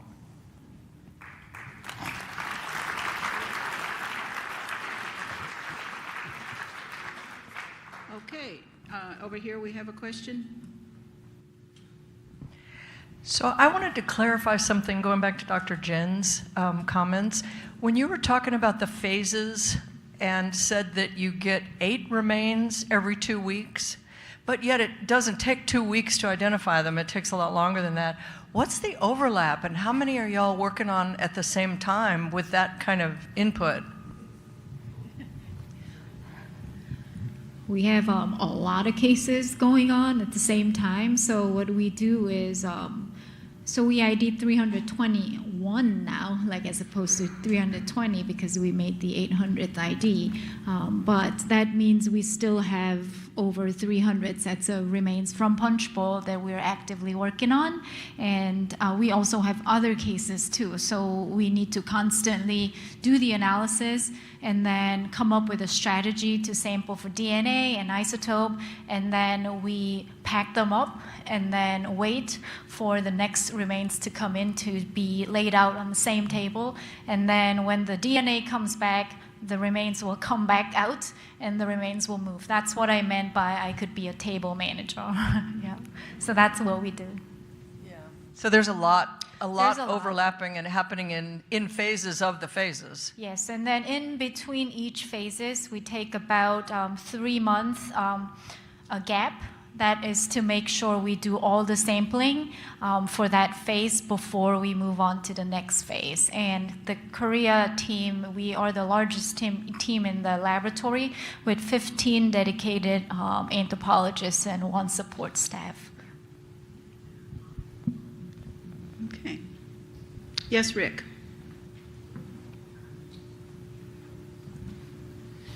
I'd like to just kind of go back to some questions I have about the budget. It's my understanding, and this is probably wrong, but that since Congress created DPAA, it budgeted the agency independently and not as just like, here's all this money and DOD decided who got what. So that might be where I'm wrong, but that Congress says DPAA gets this much money. And if that's correct, then the cut, which I understand came from the administration or DOD, then where did they get the right to do that? And if they did, where did that $40 million go if it was designated for DPAA? So I'm probably way off on some things, but that's the way I've been knowing it, and where am I wrong? And if I'm not wrong, where's the money? We wish you were, Rick, we wish you were right. We are part of the wide operations and maintenance for the entire Department of War. We have a separate line item, which is what you may be thinking, but it's not fenced, it's not dedicated, but it's submitted to the Congress to act upon it.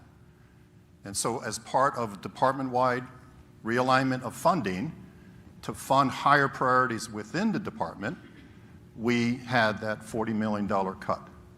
Well, if that was submitted, whatever that amount was, which was what, 160-ish? Correct. If that was submitted as a line item and approved by Congress as a line item, can the administration then say, no, we're going to take $40 million of it? No. What goes over to the Congress is the $160 million that you referred to. So just like that? Yeah, so we're grouped along with every other Defense Department of War agency. There's a line item for DPA that says $160 million submitted by the Congress, submitted by the administration, and that's what the Congress has acted upon. Members of Congress have said, as you heard me say this morning, as you heard Mr. Tata say this morning, have recognized the shortfall and have added $40 million onto that $160 million. Okay, I guess, and then I'll stop because everyone's probably going, okay. So Congress approved a certain amount, and then the administration took some of that away? No. Okay, that's you have it reversed. Okay. So each year in February, March timeframe, the administration sends over the president's budget. That's the $160 million. They cannot touch it again. That's too late. It goes over to the Congress to exercise their authority to appropriate, and that's what Congress is looking at right now, that hopefully it passes in a reasonable amount of time without a government shutdown, at which point, if this add happens and Congress says it's now $200 million, the administration cannot change that at all. Congress has the final say, which is why, as volunteered by one of you this morning, you knocking on the doors, making phone calls, sending letters to say why funding this important sacred mission is critical to you will make a difference because you are their constituents. They are in Congress to serve you. So hearing from you about things like this makes a huge difference. There's already momentum. Now it's just a matter of adding to that momentum, which, by the way, I would offer to you all, just like the DAV this morning, VFW, American Legion, some of you are members there, huge advocates for this funding increase. Absolutely huge advocates. Anyone else?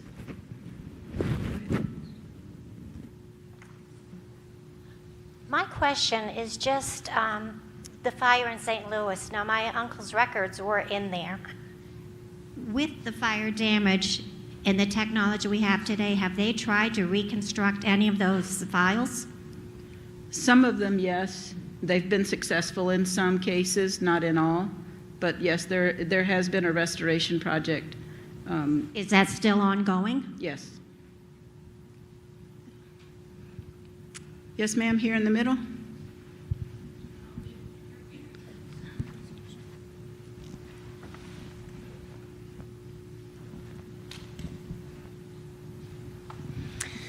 Good afternoon.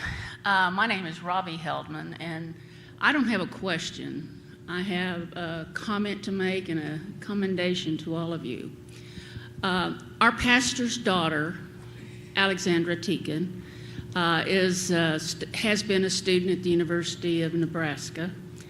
And like many of you, when she started out, she wasn't quite sure what she wanted to do with her life.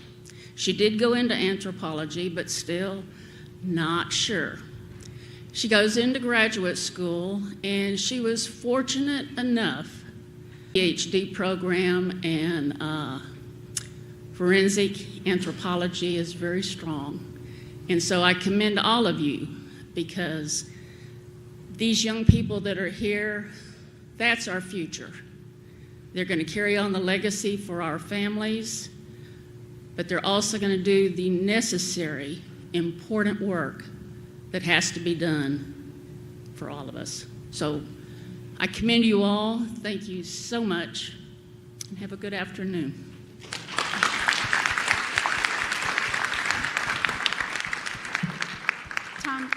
Tom, you want to talk just... I was just going to ask Tom to talk about the partnership program. Can you talk about the partnership program that you started with UNL and perhaps Dr. Belcher's role? Yeah, the last few years I was at DPAA, I moved to Washington and had an office down the hall from Mr. McKegg's, and we started up a partnership in innovation, PI is what it was called. And what we realized is when DPA was stood up, Congress said, we want you to do more identifications, but it didn't give us, they wanted to double the number of identifications, but they didn't double our budget. And so we realized that the only way we could sort of square that circle, if you will, to leverage all the universities and NGOs and so on who were doing similar work, not clearly not exactly the same job, but similar work. And if we could form partnerships with them and train them to do the sorts of things that we were doing, we could essentially crowdsource some of the work. And one of the first partners that we set up was with University of Nebraska. And currently an anthropologist, a professor who teaches there, is Bill Belcher. Bill Belcher was one of the lab directors who worked with Debbie and I out in Hawaii. He retired about the same time I did. He's now a professor at Nebraska. He's a partner, and he takes his students out to do recoveries during the summer. And in fact, he's in France right now. I don't know what the current number is of partners. 132 partners, and those are universities, not just U.S. universities. We had partnerships with foreign universities. University of Malta, for instance. You might think Malta. But they have a very good underwater program, underwater archaeology program that we were able to leverage. We had an agreement with the University of Lund in Sweden because they had an underwater program as well, an underwater archaeologist who did a very successful recovery for us off the coast of Croatia from a World War II recovery. We tried to actually get the University of Lund because it was Swedish and because Sweden maintains a certain neutrality. We tried to actually get them to do a recovery in North Korea that we never could quite pull the trigger on, but we were trying to leverage those partners to get into North Korea when we thought we couldn't. So it's been very successful. Who knows whether we'll ever be able to get partners into North Korea? That may remain an organic if and when we get back in. I'm sorry, I got to stop saying we. When DPAA gets back into North Korea, I don't know if that'll always continue to be organic or whether we can leverage partners there. But partnerships, even if we don't apply them to, even if they don't apply them to Korea missions, what they're doing is they're taking some of the World War II missions, and that frees up the organic team. So the partnership program benefits everybody. Rising tide lifts all boats. Thank you, Tom. Anyone else? Any more questions? In the back, and then we'll get a microphone up here. Just a quick question on the DNA analysis. When you were talking about SNAP or SNP or whatever, is that analysis, when that's used, is that considered to be working with mitochondrial DNA or is it nuclear DNA? It is considered working with nuclear DNA. Yes, Okay. ma'am. So like when I showed the picture with the noodles, we're looking at positions on the noodles.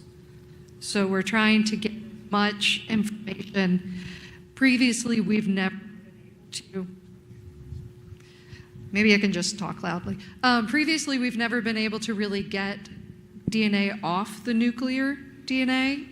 And so it works, and sometimes we can get it to work, but with SNP analysis, it now works a lot. So like I said, it's a 95% success rate on those samples that we test. We don't do it on everything because we don't need it on everything and because it is a very expensive protocol. But we anticipate being able to use it on more and more samples as we get faster and better at the process. Thank you.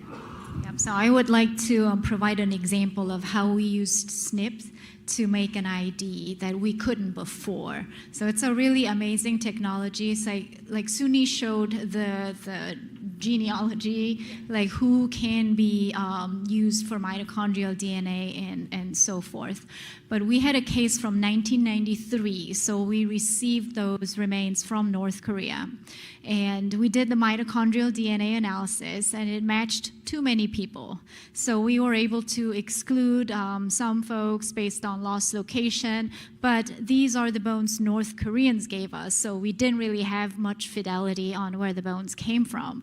So at that moment, we had one person left on the list, but he did not have any references that we could use for mitochondrial DNA, and then the bones kept failing in STR. So we had an idea, like 90% sure this was so-and-so, but we couldn't move forward. So when SNPs came on board, was it last year? Last year, that was the first case I submitted from Korea, like we can do this, and he was identified. So we have all those cases ready that we are there but not quite there, and then provide that list and samples to AFDL. So that's how we collaborate. Yeah, we talk to each other all the time. Like every day we're discussing between all of us, between the team leads in DNA and the team leads at anthropology, we talk a lot. And then we have a monthly meeting where they go through they're considering, and then whether or not, what else we can offer to support the identification. So it is very much a team effort. these things happen. Thank you. You have a question, ma'am? Thank you. I'm curious to know, we've talked so much about the scientific and technological advances, which are beautiful to see, so thank you. My question is, what is the population of witnesses?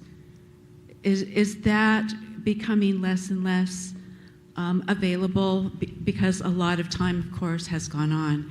But one of the speakers mentioned getting information from a witness about folks being buried.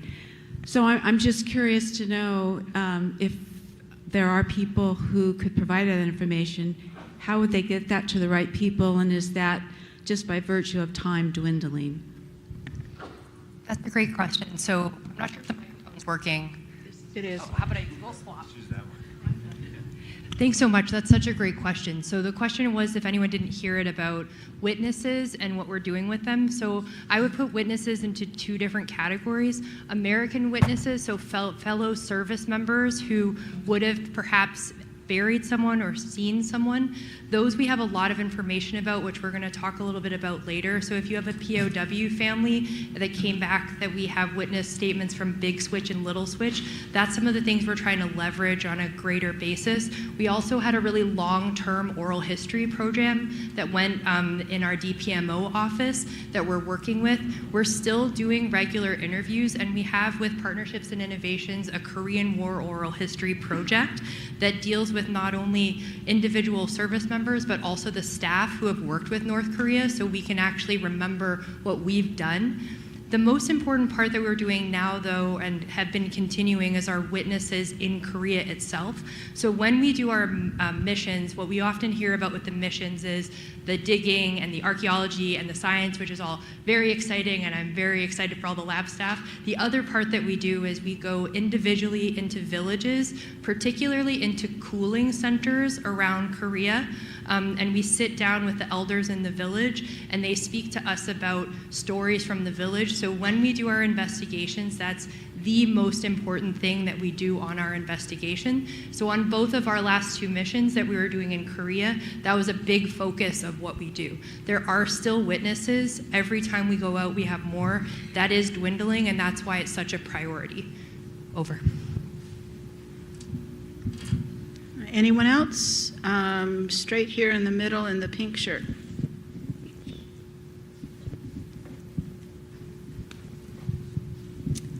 My question is about, you talked about petitioning to open the tomb to get a small sample out of there to identify those remains. With commingling, how do you know that there's only one remain in the tomb? We don't. However, by having a positive hit, in other words, a match, that would give us the wherewithal by which to exhume all the remains. And at that point, the scientists will do what the scientists do marvelously, which is pair match to ensure that is a single individual, or if it's multiples, then obviously, but the point is that that first DNA sample will prove that we do have the match within AFDIL's database by which to petition to exhume him. Thank you. Yes, ma'am.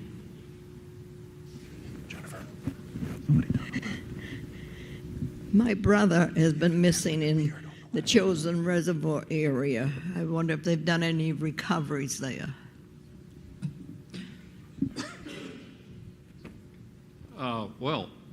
Yes. Probably the last 5 years that we operated in North Korea, we operated on primarily the east side, but also the west side of the Chosin.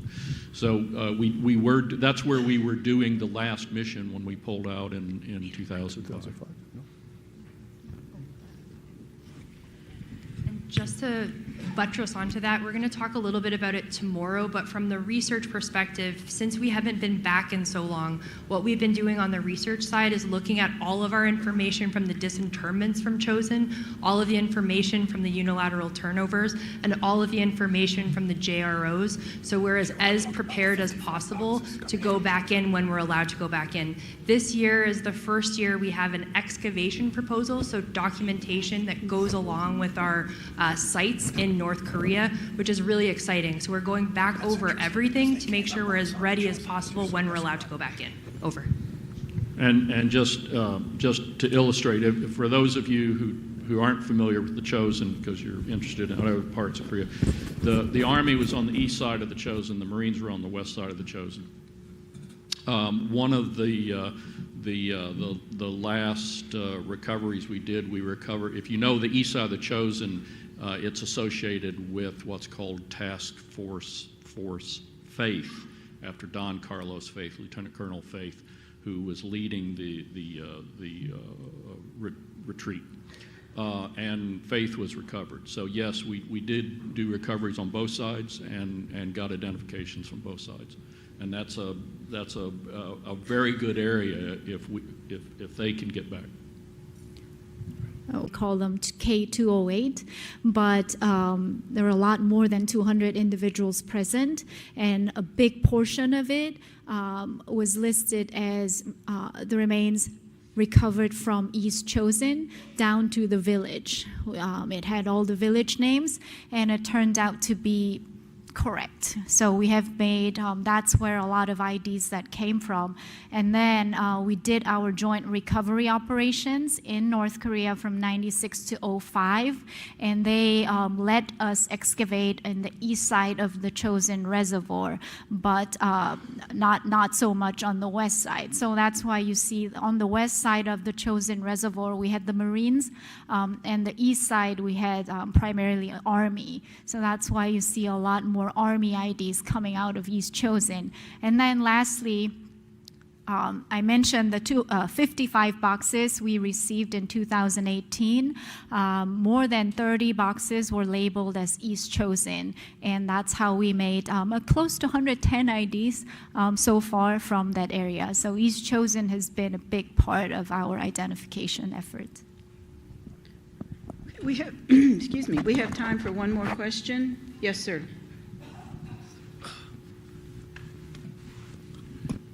I want to thank everybody for bringing their family, their kids, their grandkids. I want to thank everybody here, everybody in uniform. I'm 69 years old. I spent 40 years of my life hanging out with the military and doing things. My brother failed to say one thing besides he's a good-looking one, I'm the ugly one, but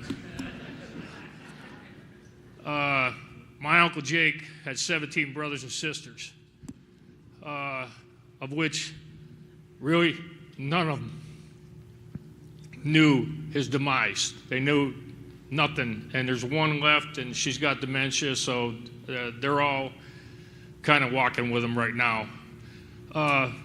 What I never hear here, and I got to be fair to my relatives because out of 10 sisters and 8 brothers, half of them were military women. We never hear, and I know military women don't go forward, but when I was in Afghan, I had a lot of women that went forward, and they were mostly medics when I was in the MASH units and helping them out.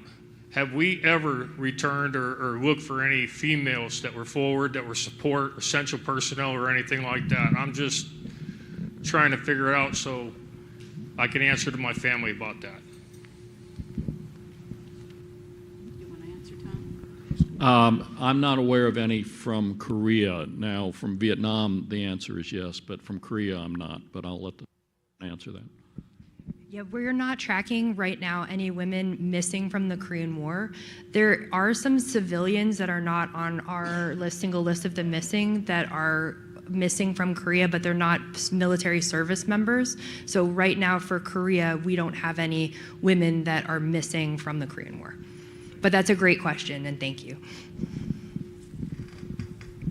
Okay, we had this one last question. Yes, ma'am. As I understand it, punch bowl are full bodies, and the 55 boxes are dirt, anything that was in the soil. And how long do you hold a bone? We have talked to 2 different people near us where they got like a bone. How long do you hold a bone before you determine we've got everything from that person and move on? Does that make sense? That's a great question. Punch bowl, as I have shown you in those red and green skeletons, they are not as complete as what we thought. They may represent a lot of body parts, but they are not complete. So a lot of them, sometimes, one of the recent disinterments, we had to be very careful to even touch the bone when it just came out, because the moment you touch it, they disintegrate. So in that case, we had to come up with an idea. And then sometimes the bones are waterlogged and they get stuck to the bottom of the casket. So in that case, we don't want to, just pull it. So we had to once we cut the entire casket bottom and then moved it into the lab and dried it for about a week, and then made sure that we could actually scoop the bones off the casket. So one, they are not as complete as what you think they may be, but a lot of them are complete.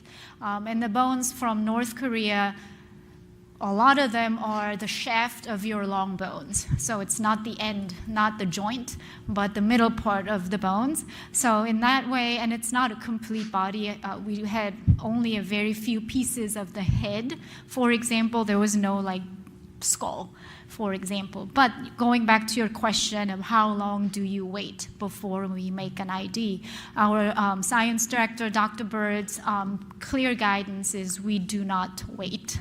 The moment we find out who this could be, we'll move forward with the ID as soon as we can, unless there's something pending, like, we are about to finish up chest radiograph analysis or isotope analysis is being done right now. We will wait for a few more months for that to be completed, but we understand it's more important for you to have that answer rather than us trying to add more bones. So that's what we do. Yeah. And I'll just add on real quick to that as well. There are times, too, that we will make an identification, and then there will be additional remains, maybe the next year or a few months later, that are that same individual as well. And when you get that notification that your loved one has been identified, you will also put down, if additional remains are identified of your loved one, what would the process you would like to go forward with. Right. That concludes this question and answer period. So thank you very much for your questions. If you had a question and it did not get answered today, we will have another session tomorrow afternoon. And if you are on the first tour of today, which leaves at 3:30, the bus leaves at 3:30, if you would proceed downstairs to the first floor, there'll be some folks there to help escort you where you need to be. Otherwise, we will see you tomorrow morning at 9 o'clock.